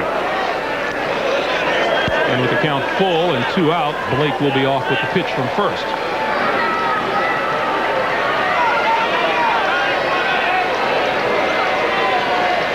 Every one of those LSU Tigers up on the top step of the dugout. There goes Blake. Ball 4, and the Shockers with 2 runners aboard again. And we heard Gene Stevenson describing the nature of his team. What about Skip Bertman on the LSU Tigers?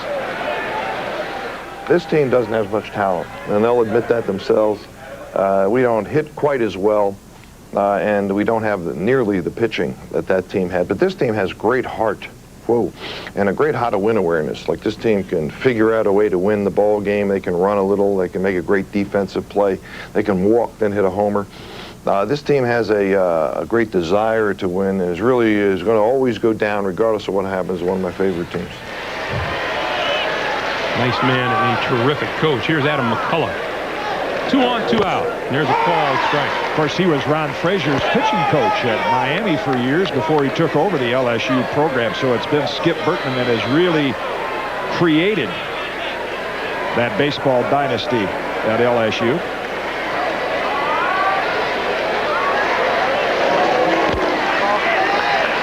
One and one now. Got him a little antsy here, though. He 7-run lead is nice, but when your pitcher's out there in the 4th inning and can't find the strike zone, you begin to think, how quickly do I have to make a move? A couple walks and a hit, and Wichita State could be back in it. 1-2. The Shockers have had their chances. Back in the 2nd, a walk and an error put 2 runners aboard. They left them stranded. In the 3rd, a single and a walk. And still no results, and now a pair of bases on balls here in the 4th inning. 1-2 pitch to McCullough. He barely stays alive.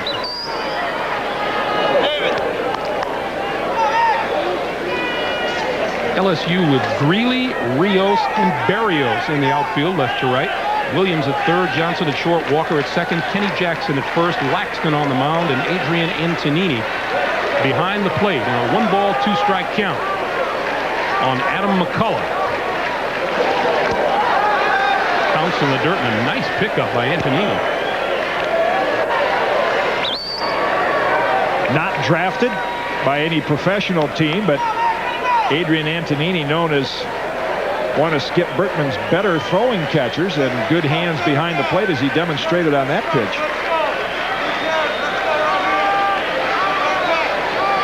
Two-two pitch. Goes fishing up high, another strikeout, and Laxton escapes trouble again. We'll go to the bottom of the 4th with LSU up 7.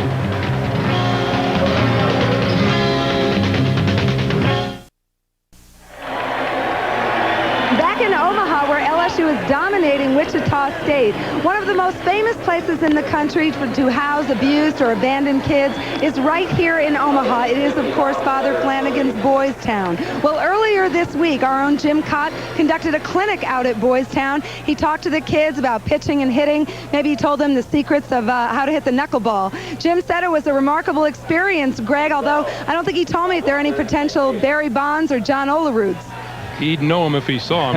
I know you enjoyed that trip. I did. It always is a lot of fun going out there. Kids are very enthused about baseball. Many of them have come out here to watch the College World Series, and anytime you come to Omaha, that's a worthwhile stop to see what they do out at Boys Town. There's the new Wichita State pitcher, Brandon Baird, freshman left-hander with a 6-1 record and a 3.42 earned run average. He has come on, and his appearance means that Darren Dreifert will go back to the DH role, which you are allowed to do in college baseball. Here's Todd Walker, a home run and a single, and 3 RBIs so far. This is the rule. When the pitcher DH is replaced as the pitcher, he can remain in the game as the DH, but must bat in the DH spot only. And if he remains, he or a subsequent DH can't enter the game in any other capacity. Sound like a disclaimer. You will be quizzed later. 1-0 pitch to Walker. It's a strike, 1-1. Actually, it's the 20th year anniversary of a rather much more exciting game than we have on hand here today, when Minnesota was leading Southern Cal 7-0 behind Dave Winfield. Freddie Lynn, a member of that team, and Southern Cal came back to win that game. And I think that rule that you just read is oftentimes referred to as the Winfield rule, because college baseball found out that so many of their outstanding athletes were good hitters and pitchers, so they wanted to find a way to keep them in the game even if they weren't pitching. Walker goes down swinging. So the College World Series RBI leader is out and retired for the first time this afternoon. Nice little breaking ball by Brandon Baird, and in a good spot. Perfect pitch, knee-high outside corner. Unfortunately for Shocker fans, it may be a little late for perfect pitches. Here is Berrios. A single and a strikeout in 2 trips to the plate. Ball 1. When you mentioned Freddie Lynn, while we're thinking about it, certainly a tip of our cap to our ESPN colleagues, Freddie Lynn and Mike Patrick and Steve Garvey and Tim Brando, for their usual outstanding job covering the College World Series here in Omaha. Well, and as much as we enjoy coming in here for just our couple of games, I've had the privilege of doing it for the entire series before. It's a great experience, and that entire crew, from the production crew to the broadcasters, they love their stay in Omaha as we do, and they do a great job. What's the call? Strike. Larry Conley. I left out Larry Conley. Kill me for that. That's right. Big former baseball fan. The former Kentucky Wildcat.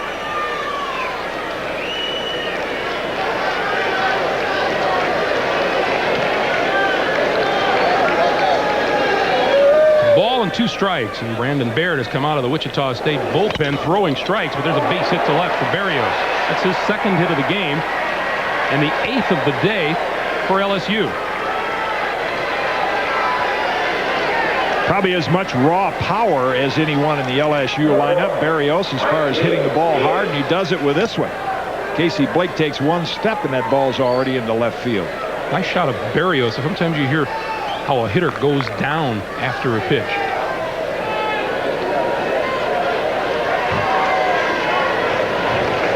Here's Mike Neal.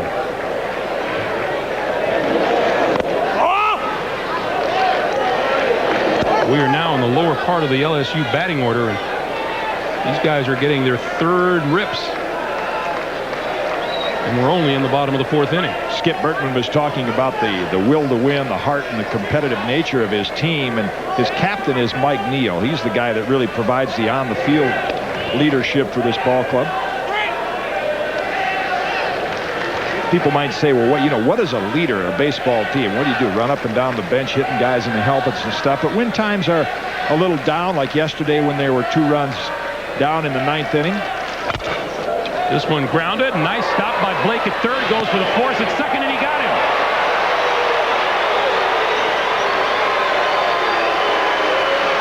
Ron Graham, the umpire out at 2nd base, says the throw beat him. And that's 2 out. Yeah, remember the Adrian Antonini slide when he violated the rule and roll blocked into 2nd base. But watch what can happen when you go in feet first. You have to go in feet first. And as a result, with those spikes flying, we got a little piece of Joey Jackson down there at 2nd base.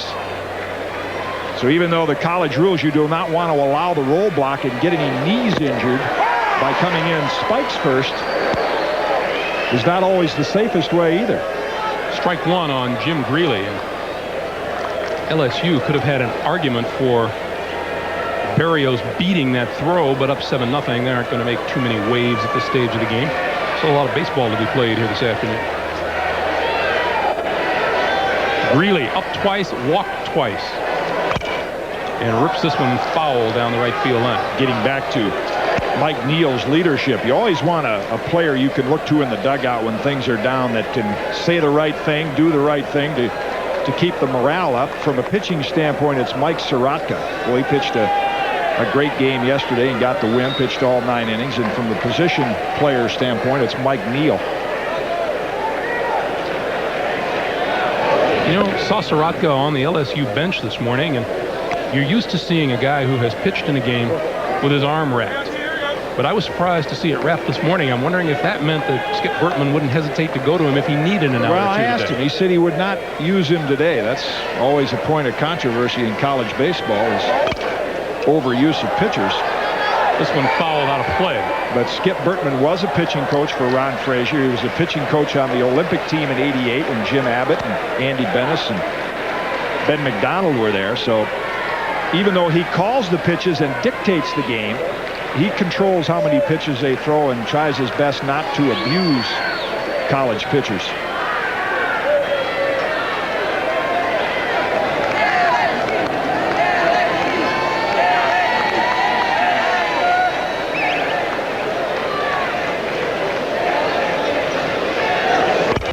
Greeley fouls another one off. Greeley 11 out of 19 here in the College World Series. On base 11 out of 19 times, excuse me. He's looking for a sign from Smoke Laval, but with the count, no balls, 2 strikes and 2 outs, there's only one sign you can get. If it's in the strike zone, you got to swing at it.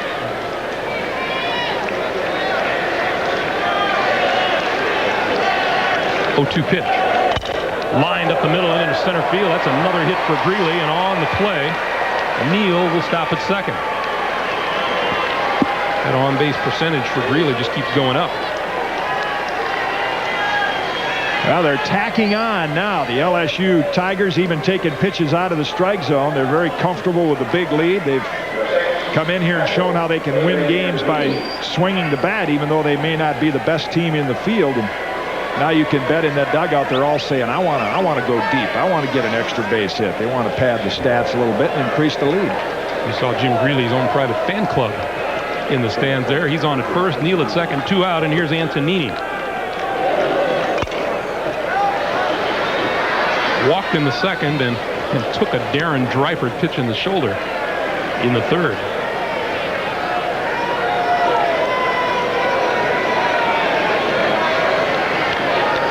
LSU 7 runs, 9 hits and an error. Wichita State no runs, just 1 hit today off Brett Laxton.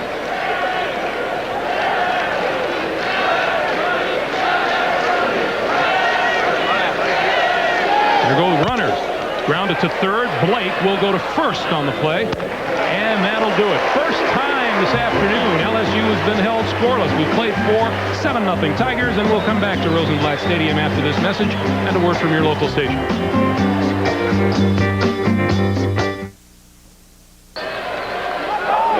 We mentioned earlier that Wichita State had not been knocking the cover off the baseball here in Omaha, just a .213 batting average, but it was the timeliness of their hits. They're hitting .305 with runners in scoring position. Look what's happened today, though. They are 0 for 3 in that situation, while it's been LSU that's been able to take advantage of runners in scoring position as we start the top of the 5th inning and the top of the batting order with Carl Hall and strike 1 to him.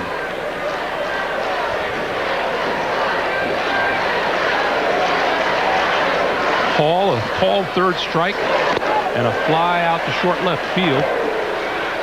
And he's down in the count 0-2. Same old thing with those baseball statistics. You can have fun with them, flip them around, slant them about any way you want to. But what you just pointed up there, that's what a coach looks for. Give me a hitter that can deliver with some men in scoring position.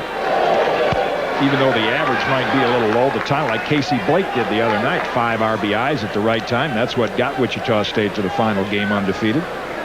There are those that argue that baseball is a statistical game, but I think that there are a lot of them that are superfluous, and you're right, they're just there for fun, Jim. There are some, though, that are just absolutely meaningful and what determine whether a team wins and loses. Most of them start with pitching and the performance of your starting pitcher.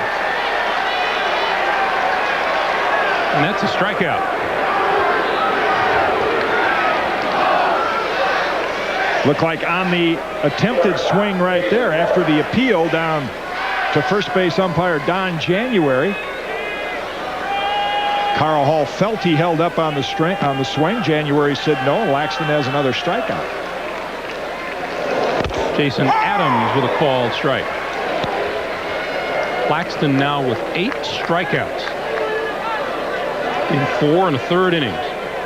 And Adams has the only base hit off of him, a single back in the 3rd inning. So 2.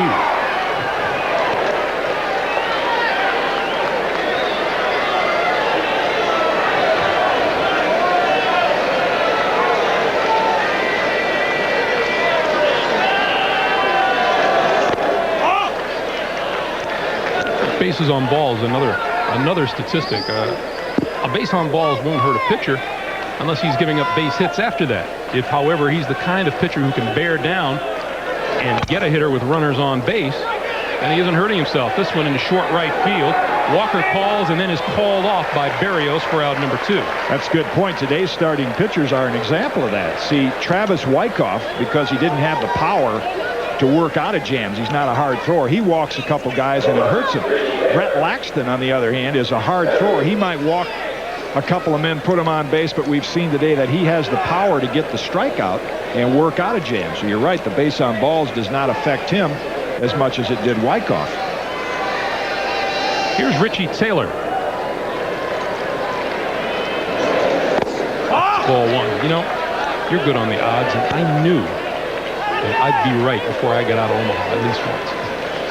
At least once. I thought you were right all the time. You thought Ron Frazier had nice socks, too, didn't you? 1-0 to Taylor. 1-1. I'm sure Skip Bertman, as he looks at his freshman right-hander, would hope to see what he saw in Ben McDonald when Ben McDonald came into this program as a freshman and pitched right here in Omaha at the College World Series, because he has that same kind of raw talent. You start with the arm and then work on the polish in your sophomore year and hope by your junior year you're the pitcher that Ben McDonald was in the college level. 2 balls and a strike now to Taylor. Laxton just cruising along, and you assume he gets out of this inning like this, and he has a 1-hit shutout so far. From here on out, whatever he gives Skip Burton is gravy.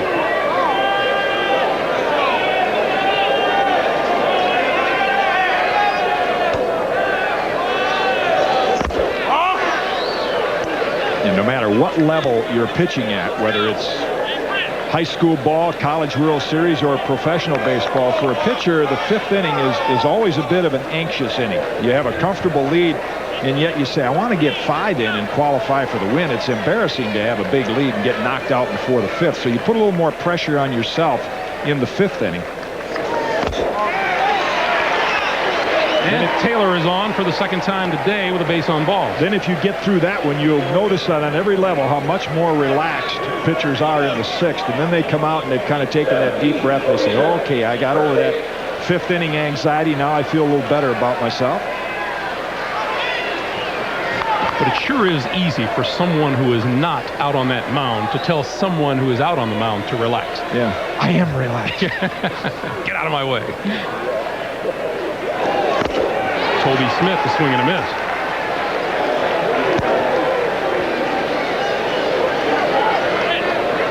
This has been the inning that has been costliest for LSU. Their opponents have scored 8 runs in the 5th inning, and that's more than any other inning.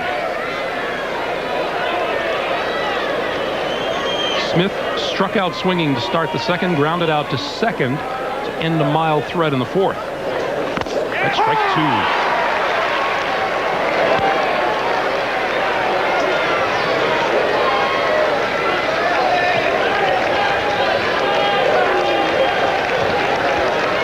Wichita State may yet break out of it, but you certainly can't call their hitters aggressive today. And they're seeing a little better stuff than they've seen for a while. 0-2 pitch, and Smith goes down. You bet he does. 2 more strikeouts this inning for Laxton. He has a 1-hit shutout through his 5 innings. 7-0 LSU when we come back to Omaha.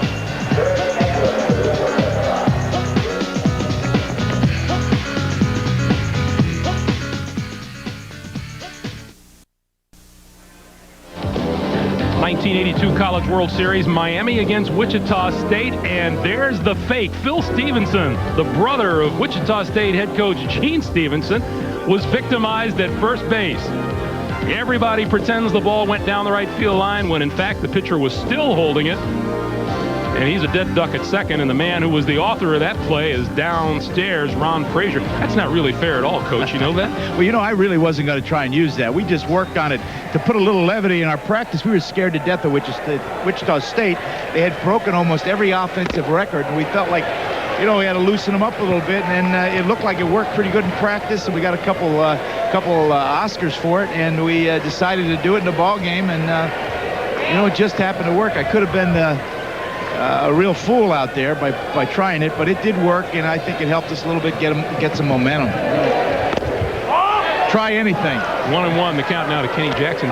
What kind of a mind would conceive of something like that? A Frazier mind. I want to know how many hours they spent in practice actually going over that play. That's tougher than play practice if you're in drama class. Well, guys, I just put on socks.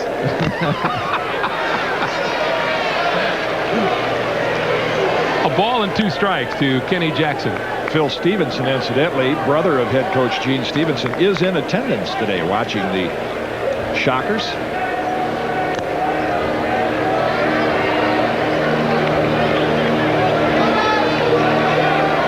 Brandon Baird working his 2nd inning of relief for Wichita State. Strike 3 called. And chalks up his 2nd strikeout of the afternoon. We remind you that once we wind things down here in Omaha, we'll have live 3rd round coverage of the Buick Classic from Westchester, New York. Lee Jansen, Duffy Waldorf, Tom Kite, all tied for the lead at 3 under par. Amazing how the great players, they peak for the big championships. The U.S. Open right around the corner. That's why you see Tom Kite's name up there. He's getting ready to defend. Jason Williams, strike 1. Amazing to me how we get you off the course and here in time for the game. Come on.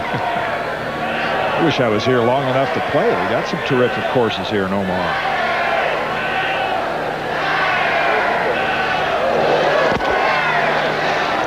your handicap? No, it's my entire bag of clubs.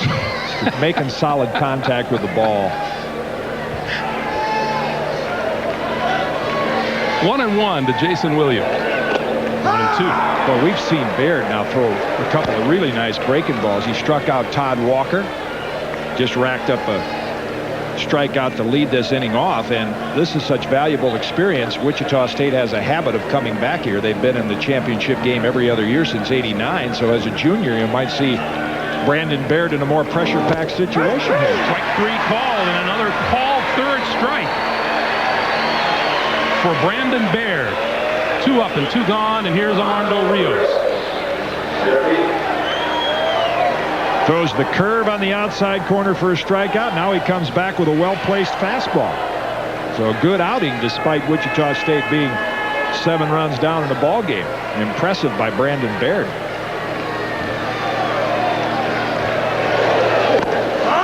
Rios, a ground out to short, a sacrifice fly to left, and a base hit, which got 2 teammates home.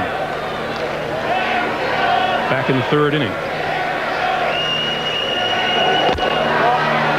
Outside, 2-0. Rios is a great example of what college baseball is to a young athlete. We make some comparisons to the pro game, but college baseball can stand on its own. And here's a player like Armando Rios that might never play professional baseball. He wasn't drafted, but the experience that he's had right here at Omaha has been such a thrill in his life. Yeah, he was a little disturbed a couple of years ago when they thought his home run was lucky. You know, he was known as a fielder. They thought this little guy hit a home run. It was a fluke.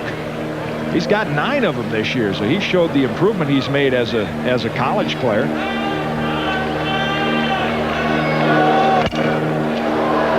Hit in the air to center field. Drifting back is Taylor near the warning track now and makes the catch.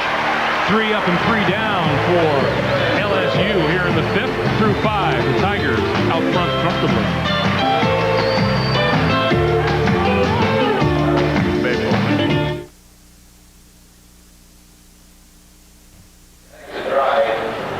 CBS Sports coverage of the 1993 College World Series Championship game is sponsored by Oldsmobile, official car for NCAA championships. AT&T, the right choice. And by Ryder Truck Rental. Ryder, we're there when you need us. Well, the skies have cleared a little bit. We know better than to say that the threat of rain is gone completely, because you never do that in the Midwest, but the sun is out as we move to the top of the 6th inning. LSU with a 7-0 lead, and Darren Dreifert leading off for Wichita State, trying to do something about it. Dreifert with a walk and a ground out to second in his 2 appearances, and Brett Laxton goes back to work. Talking with Darren Dreifert yesterday about his pitching and hitting skills, and he says, hey, I'm going to the Dodgers to be a pitcher number 1.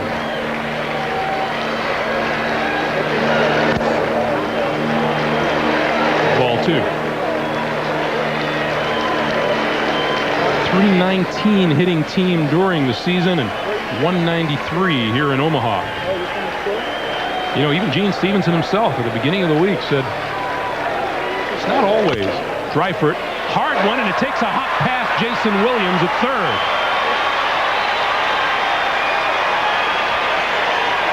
I'm guessing that'll be a base hit.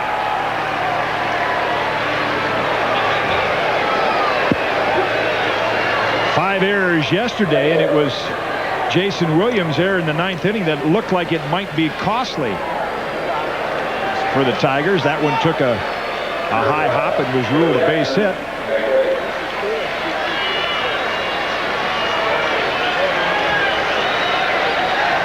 Here's Joey Jackson, 0 for 2. Finish the comment, I was going to say that Gene Stevenson said it's not always the best team that wins here in Omaha. Well, and those numbers reflect the fact that when you come to Omaha, you're seeing much better pitchers than you saw during the year when they compiled that 300 average. Jackson a little late on the swing and is now down 0-2, and down in the LSU bullpen, number 31 is Will Hunt, beginning to loosen up. Brett Laxton entered this inning at 91 pitches, so even if he worked out of trouble here, he would be just about at the limit that Skip Bertman usually allows him to go. 0-2 pitch. Foul back. You may find a team that has just played well enough to get here, but then all of a sudden kicks it in gear, and those are the guys you have to worry about. You see that in championships, I think, at all levels. If you looked at absolute talent, there are probably teams that are stronger. Texas A&M came in as the #1 seed with 3 outstanding pitchers. They kicked the ball around and didn't play as well as they're capable of. Jackson cuts and misses on a pitch down and in on him. Nice pitch by Laxton, and that's out #1 of the inning, and the second time Jackson has gone down on strikes. Still a good live fastball. You can see the movement on it. Down and in as Jackson swings over it. Boy, they're stringing up the K's down there in front of the LSU cheering section. 10 of them now for Brett Laxton.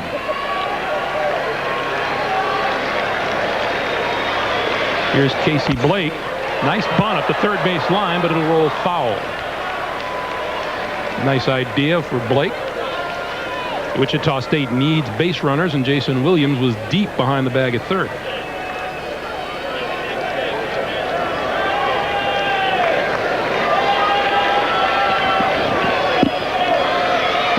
Williams hasn't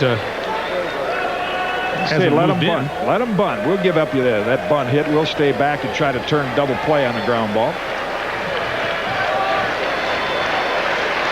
0-1 pitch. 1-1. For the season, Brett Laxton has never struck out more than 10 hitters in a game. He has matched that here this afternoon in 5 1/3 innings.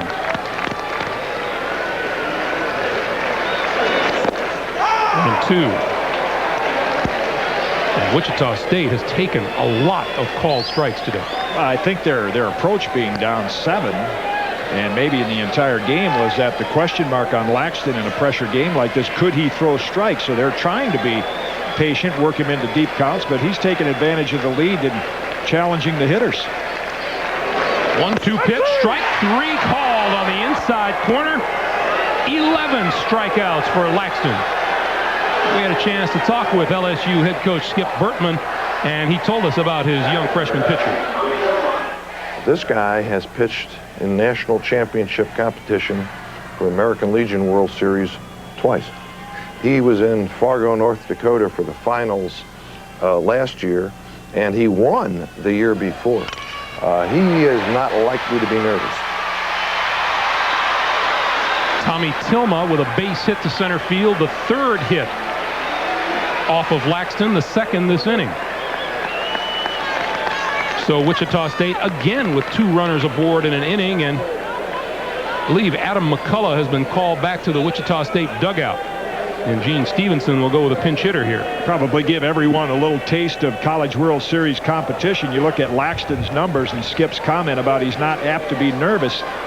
I think that's one thing that college baseball and competition does for players, as well as helping you mature as an all-around person. Is if we brought up Freddie Lynn's name, and he's played in World Series competition, and he'll look back on the college experience and say, hey, I played in big games before. I know the pressure of playing in a College World Series or a Pac-10 conference final, the kind of competition that these players come out of. So they're used to handling these situations, even though they're only 18 or 19 years old.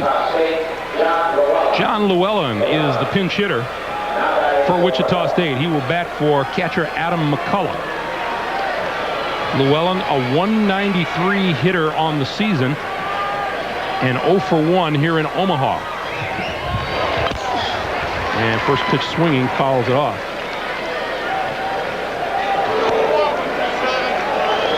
Wichita State had 2 runners in the 2nd, 2 more in the 3rd, 2 in the 4th, 1 in the 5th, and 2 here in the 6th. They're still looking at goose eggs on the scoreboard. 0-1 pitch. Strike 1. Oh, strike 2 rather.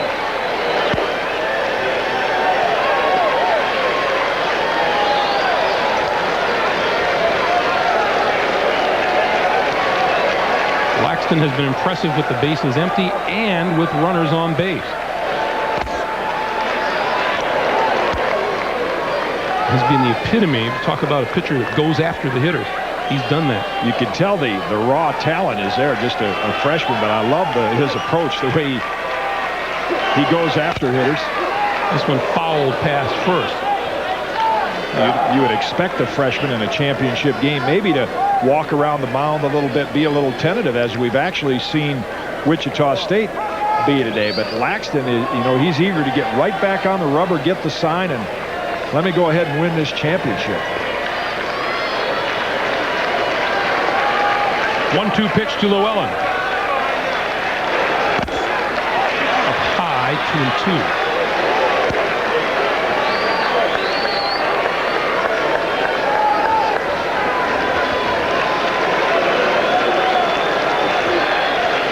Adrian Antonini sending the signs out.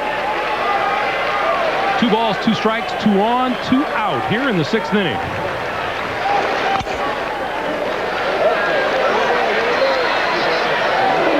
Pretty good at bat by John Llewellyn, who's been sitting on the bench all day long and just gets a chance to swing for the first time today. We saw it happen a week ago. Sean Tyler of the Arizona State team had no home runs, and he hit that dramatic home run in the 9th inning, and Gene Stevenson thinking that Llewellyn has enough power to do the same thing here and get them back in it.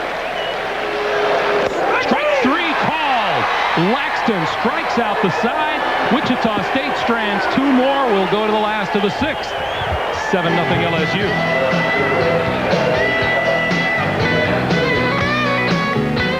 So what do you want from the night?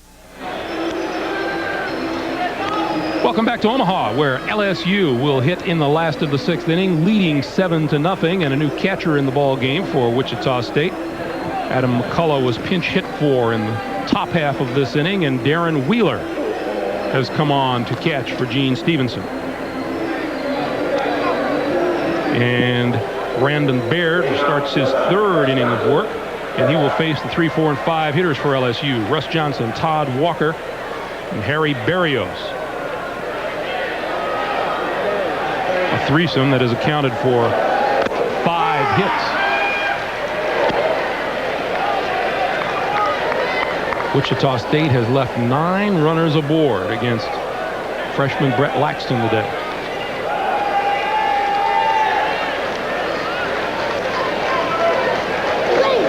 LSU has left 7 aboard, but that's after a couple of them have come dancing across the plate. Yeah, Laxton talked about batting averages, men on base. What Wichita State had done before today, his pitches with men on. That's where he really takes it up another notch. 2 balls and a strike now on Russ Johnson. Johnson walked in the 1st, singled in the 2nd, went down looking at a called 3rd strike in the 3rd.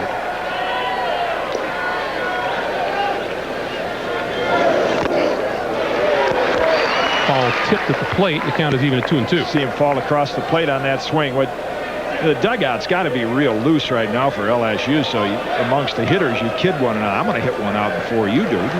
You're up there freewheeling behind an account. You can't blame him. So I'm going to dig in, take a swing. I want to get a home run in the College World Series.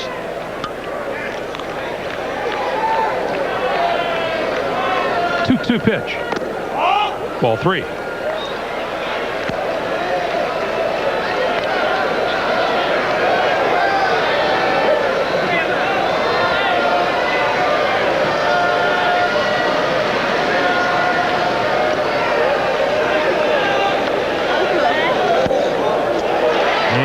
With another runner aboard to start the 6th inning. 2nd time Johnson has walked today, and the 6th time that LSU has coaxed a base on balls out of a Wichita pitcher. Johnson 67 bases on balls this year to lead LSU. That's probably why Todd Walker had 99 RBIs coming into today's game. Here is Walker with a homer and a single and 3 trips to the plate. 2-run homer in the 1st and an RBI single in the 3-run 2nd.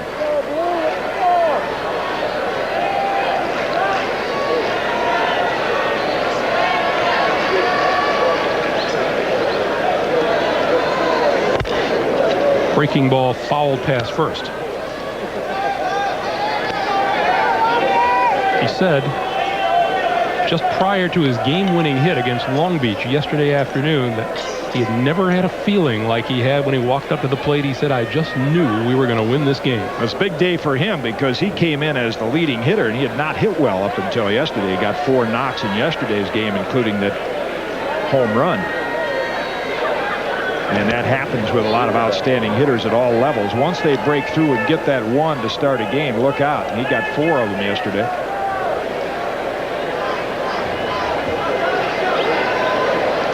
"11 game-winning hits this season for Todd Walker."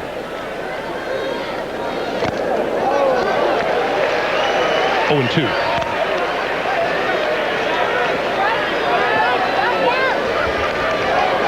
And again, you had an instance of a hitter swinging through a pitch and falling across the plate. They want to put just a little bit extra on that swing right now with the comfortable lead.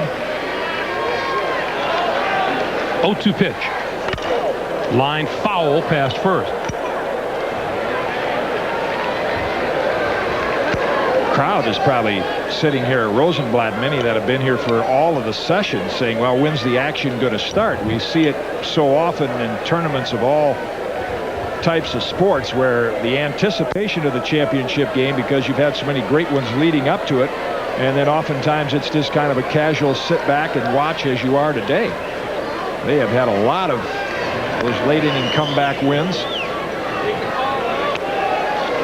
LSU was down 7-2 to Texas A&M, the #1 seed. They won that one 13-8. And of course they're down yesterday going into their last at bat, and they come up with 3 and win. Wichita State was down 6-1 in the 5th inning to Texas and came back. There goes the runner up high and outside. Wheeler's throw not in time. Give Johnson the stolen base. That's number 19 of the year for Russ Johnson. That's a slide that base stealers have worked on if they use the head first slide. And you watch how he slides past the bag, but yet he will keep the left foot. As he slides back head first, he'll make sure he hooks that bag with the left foot. So he gets maximum speed and still doesn't lose contact with the base.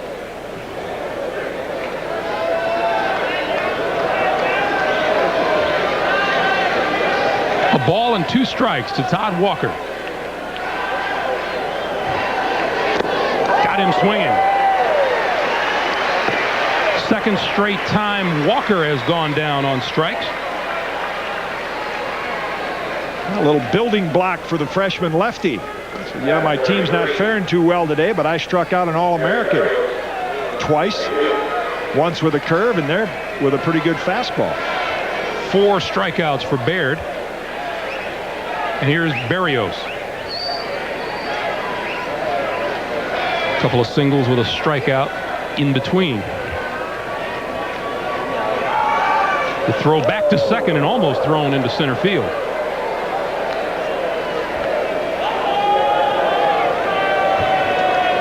Yeah, just in case they catch Johnson off a little far, not apt to happen in games like this. 1-1 games, a little different.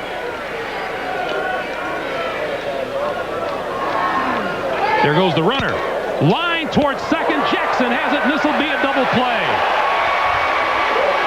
Nice job at second base by Joey Jackson. And we'll return to Rosenblatt Stadium after this message and a word from your local station. Thank goodness.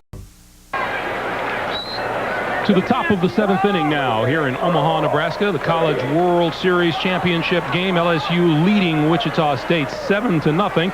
And freshman Brett Laxton working on a 3-hit shutout. The Shockers hoping he'll hit some kind of a wall here in the 7th. But Jason Williams short hops the grounder at 3rd. And out number 1, that's leadoff man Carl Hall. Skip Bertman knowing that wall could be coming soon for Brett Laxton and his bullpen going. But he has done everything you could ask of a freshman in a championship game situation. Even though he's walked a few hitters, he's made the big pitches with men on, and early in the innings, like he did there, he's forcing Wichita State now because he proved he can throw strikes, make them go after the pitches early. Jason Adams, grounder between first and second, takes a hop on Toby, or rather on first baseman Kenny Jackson, and that's out into right field.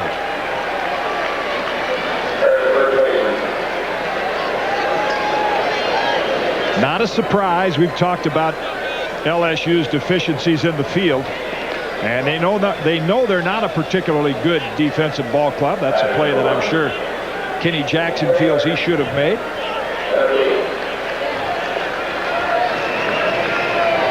Give Kenny Jackson an error over at first, the second of the day on LSU. And here's Richie Taylor. LSU's 11th error of this College World Series. 5 yesterday, 2 today. Fouled off. Wichita State's 3, 4, and 5 hitters today: Richie Taylor, Toby Smith, Darren Dreifert. 7 for 41 here in Omaha.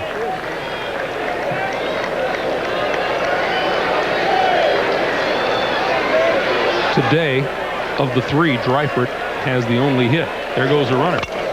Fouled away, 0-2.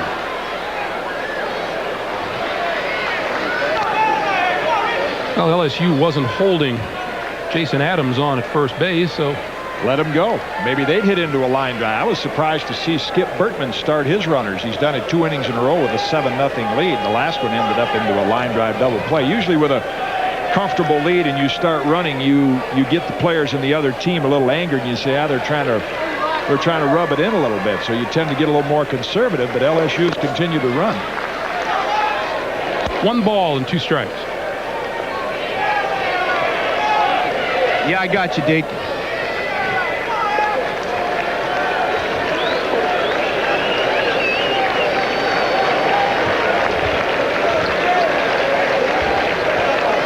Adams at first on an error. 1 out. And Wichita State's heavy hitters up this inning. And you'd have to guess due to break out. Strike 3 called. Another strikeout for Brett Laxton. 2 down now, and here's Toby Smith. And let's go down to Coach Ron Frazier. Ron, I'd like to know, with a big lead at this stage of the game, what's the biggest problem for a coach with his team well out in front as Skip Bertman has his Tigers right now? Well, you got to be real careful that you don't lose momentum. And I think that's what's happening here. And I think Skip wants to get it back on track again. And he's starting to move some runners. And I think that you'll see him trying to score some runs in these next few innings. It's not a question, of course, running it up on somebody. It's just that they don't want to lose that momentum and go into late in the ball game, kind of, with maybe Wichita State getting something going and scoring some runs. A sense of complacency and security would be your worst enemy at this time of the day. There's their momentum right out there in the mound with number 27 on his back. That'll stop any kind of momentum from the other team. But I can see Ron's point on the college level, where you don't have maybe an #1 closer to come out of the bullpen. You want to try to take advantage of opportunities you have to tack on some additional runs. A ball and a strike to Smith. That's up high, 2-1. Nice place to sit and watch a College World Series game. Every year you come back, they make more and more improvements at Rosenblatt Stadium. Some seats due to be added by this time next year out in the right center field area. Smith takes ball 3.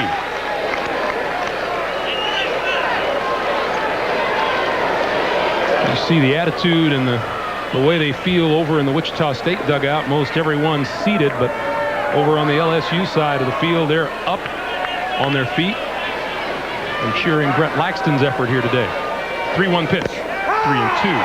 Well, there's only one team that leaves Omaha on a high note from having won their last game. Every other team, we saw it in Long Beach State yesterday, the depression and the tough, heartbreaking loss. But just to get here, these programs have all had very successful years just to get through the regional and get to Omaha. But you can understand the despair losing a championship game. 3-2 pitch. Got him swinging. Another strikeout for Brett Laxton, who just rules the roost here this afternoon in Omaha. We'll go to the last of the 7th. LSU leading at 7-0.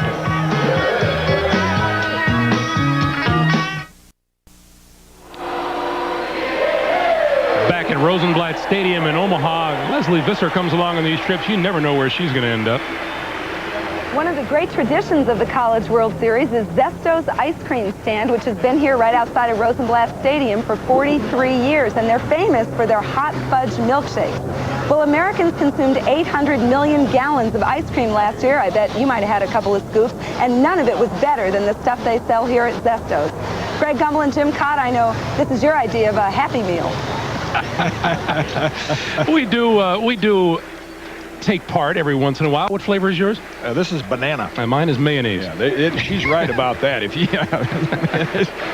vegetarian. Yeah, but if you come to Omaha and come to the College World Series, you have to make a stop over there. That's part of the tradition also. Well, it's part of our tradition.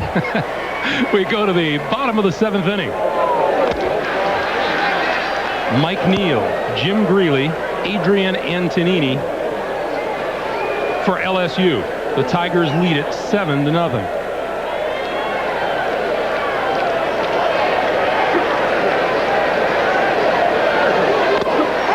That's a ball strike, 1-1.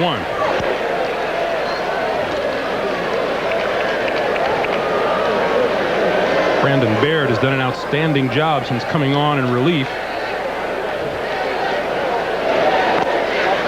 for the Tigers back in the 4th inning. I'm trying to think of how long it's been since I've seen this impressive a performance in a championship game by a freshman. Wichita State won in '89 with Greg Brummett, who's now in the big leagues. And he was not a freshman. And of course, LSU has produced some good pitchers, Chad Auger and Paul Bird, both on some great teams for LSU. But very seldom has a team come in here and sent a freshman to the mound and have him put on a dominating performance. I mean, this is like going back to the days of Greg Swindell at Texas when he was a freshman. 2 balls, 2 strikes, the count to Mike Neal, and that's ball 3. Boy, you want to talk about just how impressive Brett Laxton has been. 14 strikeouts today. That is the 2nd most strikeouts. The College World Series record is 15. Tom Burgess did it for Arizona State back in 1967. This one hit down the left field line. Tilma on the run is there and makes the catch.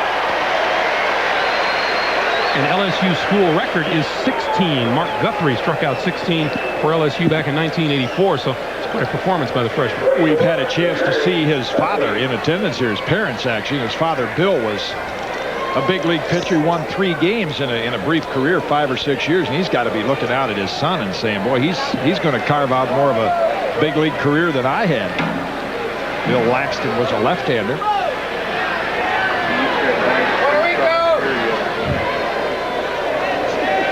That was Armando Rios in the dugout. Saying hi to his neighbors in Carolina, Puerto Rico. Liner up the middle. Jackson back of second from his knees. Got him. Boy, Joey Jackson has played some second base for Wichita State. And that's the reason Gene Stevenson has had a couple of little meetings during the game. His team has not played well, uncharacteristic of a Wichita State team, but he said, let's keep paying attention and play the way we were taught, and this is an example of it. Jackson hustles over from his knees, and a nice accurate toss. 2 up and 2 gone, and here's Antonini. What an adventurous day Mr. Antonini has had.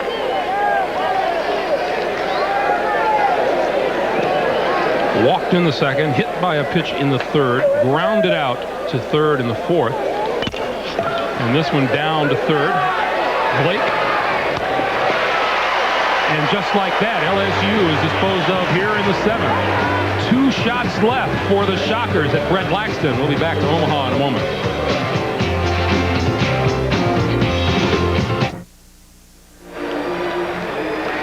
Back in Omaha for the top of the 8th inning, and let's check in once again with Ron Frazier. Coach? Well, you know, Laxton has never gone and pitched more than 7 innings.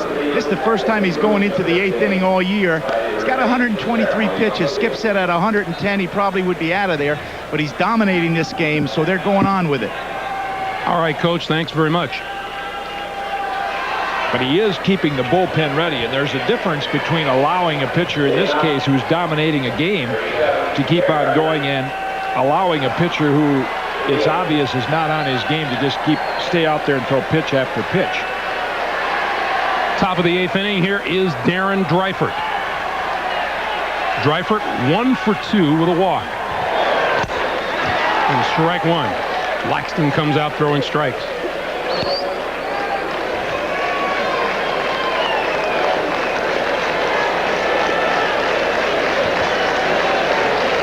The largest crowd ever to see a College World Series championship game in attendance today, 20,286. Strike 2 to Dreifert. I'm not sure, but I think in the 4 years that we've done this game, we've said that every year. Yes. Right? Every year we set a new record for attendance. And a new record for the entire series, 173,296. Congratulations once again to the folks here in Omaha who do an outstanding job hosting this event. 0-2 pitch to Dreifert. A ball and 2 strikes. There was some talk a few years ago about maybe some big league cities interested in getting the College World Series away from Omaha. But can you imagine putting 20,000 people in, say, a dome stadium that can hold 50? What it would do to decrease the atmosphere from Johnny Rosenblatt Stadium? There is strikeout number 15 for Brett Laxton this afternoon. Skip Bertman saying just go on with it. Sometimes you're going to get that first 9-inning complete game. Maybe it's today. I mean, there's no sign of laboring of Brett Laxton. He's feeding, I think, off the emotion of this championship game. And add Mr. Laxton to that championship game record. 15 strikeouts. He and Burgess are now tied for the most in a College World Series championship game. It's one thing to say, the scouts will say, yeah, he's got a 92-mile-an-hour fastball in the first inning. And then when you get to the 7th or 8th, maybe it's tailed off to 86 or 87. Into right field. Carl, or rather, right fielder for LSU, Harry Berrios, is there for the catch. But in Brett Laxton's case, as Skip Bertman pointed out, he'll throw 92 in the first inning, and he'll throw 92 the last inning he's out there, and he's proven that. He has not lost anything off that fastball.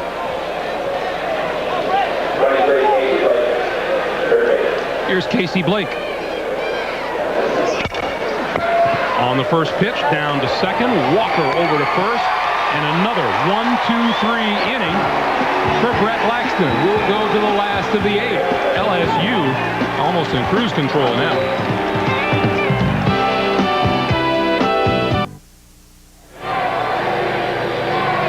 Back in Rosenblatt Stadium, where LSU is in a familiar role challenging for the national championship. Back in 1991, when the Tigers won the title, Coach Skip Bertman used as his slogan, "Hold the rope."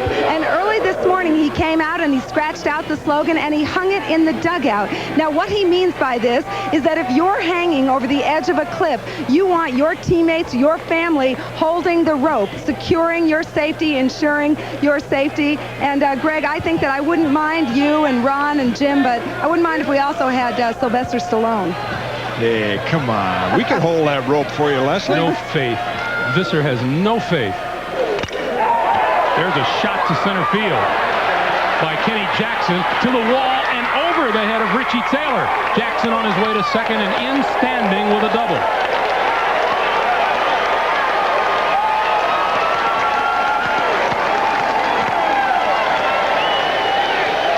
That's the first hit for LSU since Harry Berrios singled with 1 out in the 4th.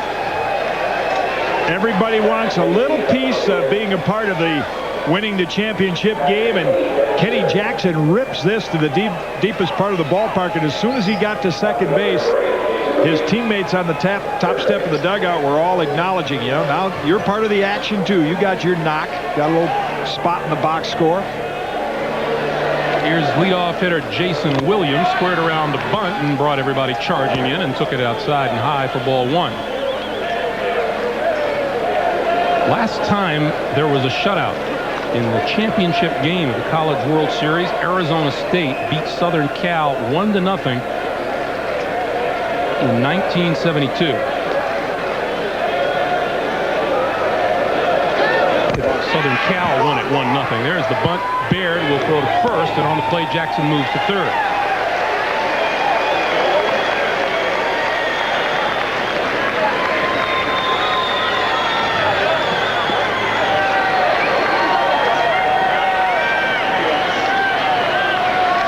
Jason Williams getting congratulated on the sacrifice, and here's Armando Rios.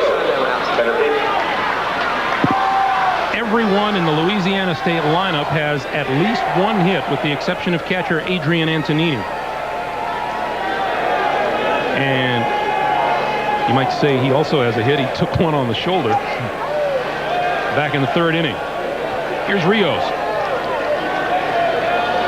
A hit in the third and 2 runs batted in.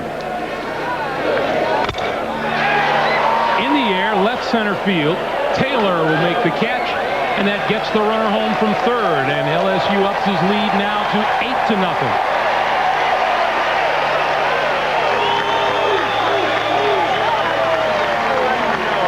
What a greeting Kenny Jackson gets, huh?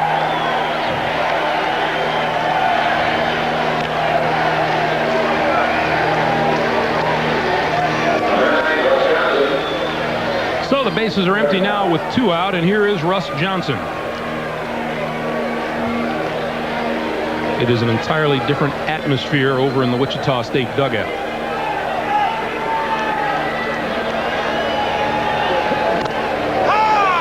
Called strike.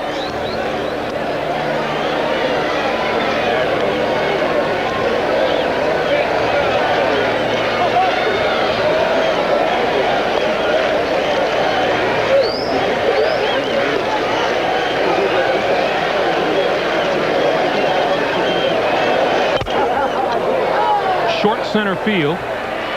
Taylor is there.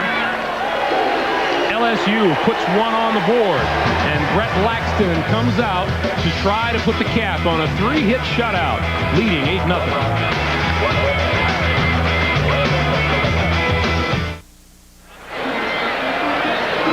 As we go to the 9th, we have been privileged to witness just an outstanding performance by freshman right-hander Brett Laxton of LSU.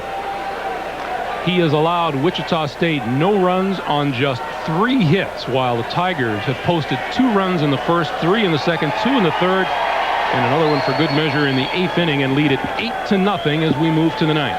Not bad for a pitcher who his only complete games during the year were 7-inning games, and his own coach said, "Nah, I can't expect much more than 6 innings and 110 pitches." He has thrown with very little effort and thrown hard the whole game. Tommy Tilma, playing his last game for Wichita State, is one of Laxton's 15 strikeout victims. He has also walked and singled.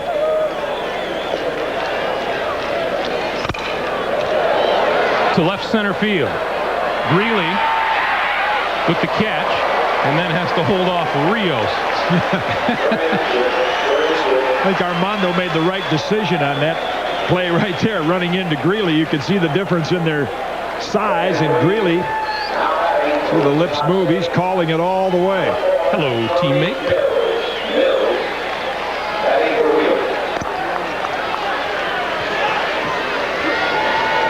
Tony Mills is the pinch hitter now for Darren Wheeler. Wills, a .264 hitter on the season.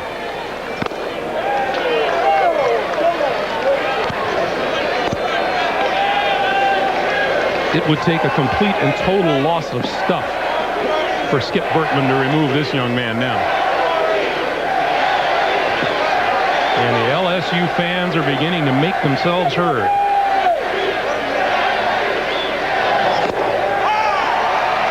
And he is still throwing hard. Well, when you're a power pitcher, you feed off that kind of emotion. Now, if you're a crafty pitcher and you don't depend on a live fastball, then you don't want to get pumped up. You want to stay within your game. But Laxton has used this to his advantage. He just keeps getting more aggressive and throws harder. Strike 2.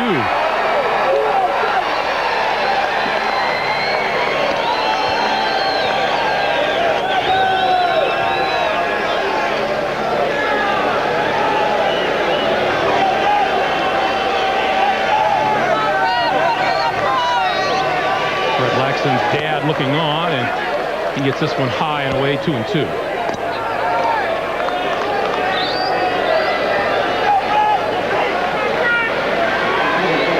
It's amazing how just 24 hours ago, Skip Bertman was sweating through a ball game. They had 2 outs to go and 1 man on, down 2 runs yesterday before it fell apart for Long Beach State, or Dave Snow's team would have been here on championship day. 136 pitches now for Brett Laxton. Strike 3 call.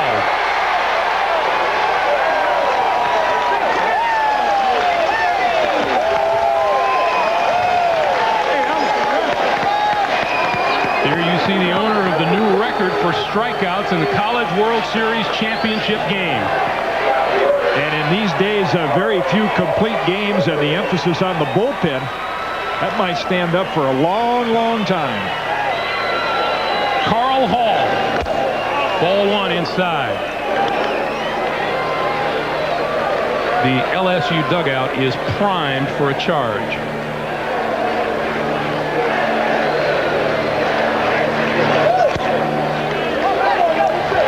Now. Everyone, by the way, has come down from that LSU bullpen. The dugout is filled to capacity. They all want to be a part of the pile, and Skip Bertman is saying, I just hope no one gets hurt. That's what a coach fears after the last out is made of a championship game. 2-0 pitch. Line foul down the third base line. Well, you can talk about the strikeout records and the stats that we've kicked around, but to an athlete at all levels, there is no feeling like wearing a championship ring, and that's what these guys are after. They've got 1 out to go to get it. Talk about deja vu. 2 years ago, LSU knocked off Wichita State for the College World Series championship. 2-1 pitch. Ball 3. A couple of the guys in the LSU dugout are taking a running start. We're going to be off the over the foul line before home plate umpire Jim Garman makes the call if it's a 3rd strike.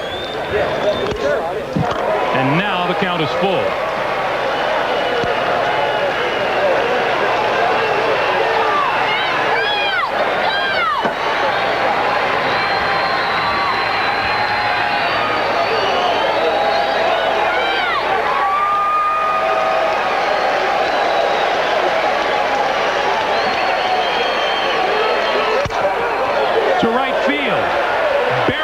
Making the call, and LSU has won it.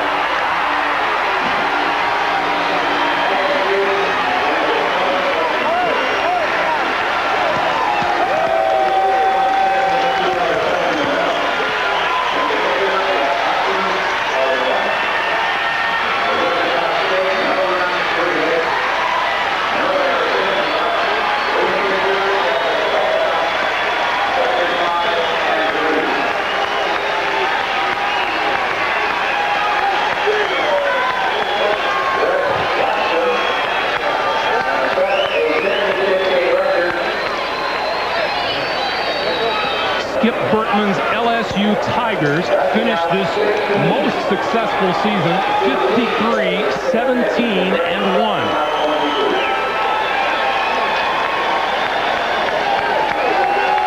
Final moments for Brett Laxton. It's celebration time. And briefly you saw that shot of Darren Dreifert, a most successful individual player in the college level, but he's never been able to enjoy the celebration like this.